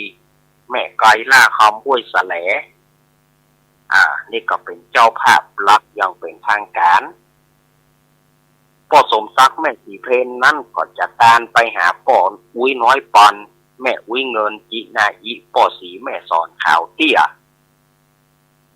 อุ้ยเกี้ยวอุ้ยอินเชื้อวงอุ้ยสุกอุ้ยทาจีนาอิป่อสอนชัยแล้วก็อุ้ยคำอุ้ยทาชัยกาวินนายภาสกรชัยกาวินป่อพร้อมพิมพ์ตะหมอหรือว่าป่อเขียวที่ได้ล่วงลับดับขันไปอันนี้ก็ป่อสมศักดิ์แม่สีเพนเปิ้นได้ตานเนอส่วนแถมเจ้าเงามุรสถา1หมายมีสถาแม่บุญปันอุบคำแม่คำอุบคำและก็ญาติพี่น้องลุงเดวิดแปลเปิ้นมาจากแคนาดาทีนี้เปิ้นมาพักที่บ้านของโยมแม่บุญปันลุงเดวิดแปลเปิ้นก็ฮับเป็นเจ้าภาพตัวเปิ้นว่าอีป่อลุงขอตานไปหาญาติพี่น้องของพ่อลุงถึงแม้จะต่างศาสนาแต่ลูกเนนปั่นปอนพ่อลุงก็พอใจละก็ขอญาติมิตรพี่น้องของพ่อลุงได้รับผลบุญกุศลตัวเนอแล้วก็แม่บุญปั่นอุคำเปิ้นยังจะตานไปหาพ่ออุ้ยน้อยเสาแม่อุ้ยฟองอุ้ยปุกอุ้ยมาอุ้ยปั่นอุ้ยคำนายสุกนายบุญนางสาวจันเด็กหญิงสุลักษณาหรือว่าเด็กหญิงปัดอุคำตานไปหาแม่นวลตานไปหาแม่อุ้ยจุ่มใจเปิ้นจะตานไปหาแม่อุ้ยจุ่มใจแล้วก็ญาติมิตรพี่น้องทั้งหลายที่ได้ล่วงลับดับขันไปนับสังขยาบ่ได้อุ้ยมอนแมน มินดกประจการไปนะเจ็ดเจนขกุลเป็นเก้าเก้าเจนขกุลเป็นแดนแสนเจนขกุลเป็นขนาดเจ้ากรรมนายเวรเจ้าเวรนายกรรมพ่อเกิดไม่เกิดแล้วก็เทวบุตรเทวดา16ชั้นฟ้า15ชั้นดินการไปหาหมาชื่อว่าไอ้ฟุกก็ขอผลบุญกุศลนี้จงไปรอดไปถึงเขาเนอเอาละประค้างถอยละเนาะ โอ้มันว่าไปก็กลัวมันผิดพลาดนะกลัวว่ามันจะตกค้างเนาะวันนี้ศรัทธาญาติโยมก็เป็นวันใจสิทธิ์ของศรัทธาญาติโยมเนอะวันนี้ไปเลือกตั้งอย่าเนอะอย่านอนหลับทับสิทธิ์เนาะไปเลือกตั้งอย่าเอาไปเจ้านี่กับอาจารย์8 โมงพวกกะกะ อย่าไปอย่างประเดียวนี่ไปเดียวนี่ฝ่ายจะลูกขันเนาะไปประเดียวนี่ฝ่ายจะลูกขันไป8 โมงพวกกะ 8 โมงเช้าถึง5 โมงแรงเนอะสำหรับเรื่องนี้อาตมาจะอู้ตะเอียนะเพราะว่าที่เจ้าจะอู้นักไปบดีเนาะศรัทธาญาติโยมต่อไปก็มาฟังน้ำฟังธรรมกันเนอะมาภาพก็ขอเรียนเชิญคุณโยมรุ่งนิรันดร์ปันดอนตองได้จุดเทียนส่องธรรมขอเจริญพรศรัทธาญาติโยมเฮาพนมมือเนอสาธุสาธุสาธุเอาละเมื่อได้จุดเทียนส่องธรรมเป็นที่เรียบร้อยแล้วเราก็จะมาเข้าสู่ในการเทศน้ำเทศธรรมเหล่าน้ำเหล่าธรรมสู่ศรัทธาญาติโยมต่างหลายเนอเจ้าภาพต่างหลายหรือว่าศรัทธาญาติโยมที่ฟังอยู่รับไปก็บ่เป็นอย่างเนอะอาตมาภาพขออนุญาตศรัทธาจะรับก็รับไปเพราะรายการนี้มันเป็นรายการกล่อมนอนมันเป็นรายการเกิงกลางหางแม่ รายการเกิงกลางหางแม่รายการเสียงว่าไผ่ฟังก็อีน่ะเนาะ นะโมตัสสะภะคะวะโตอะระหะโตสัมมาสัมพุทธัสสะสาธาโวปังราโสตุจานาสัพปุริสะตั้งหลายตั้งยิ่งใจน้อยใหญ่อันมีใจไฟตั้งบุญจิงเฮือตาหนุนเข้าน้ำวัตถุพร่ำปัดใจสินดวงใส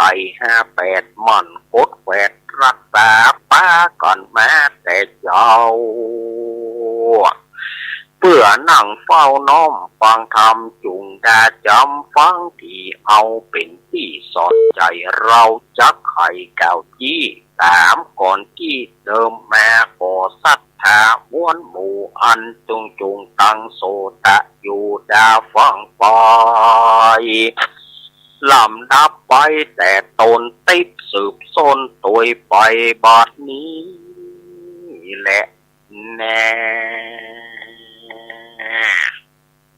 เอาละเนาะศรัทธาญาติโยมสาธุชนคนดีเฮาทุกท่านอาตมาภาพก็ได้คืนทำนองธรรมหน่อยแล้วก็จะเข้ามาสู่รายการเล่าธรรมสู่ศรัทธาญาติโยม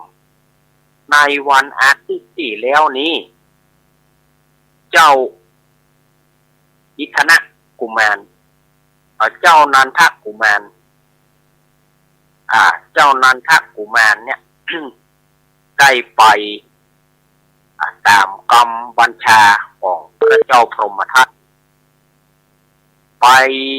เข้าป่าไ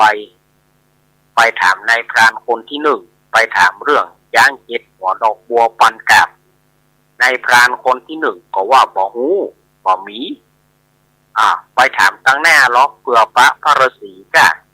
ไปถามนายพรานคนที่2ที่3ที่4ก็บอกปะ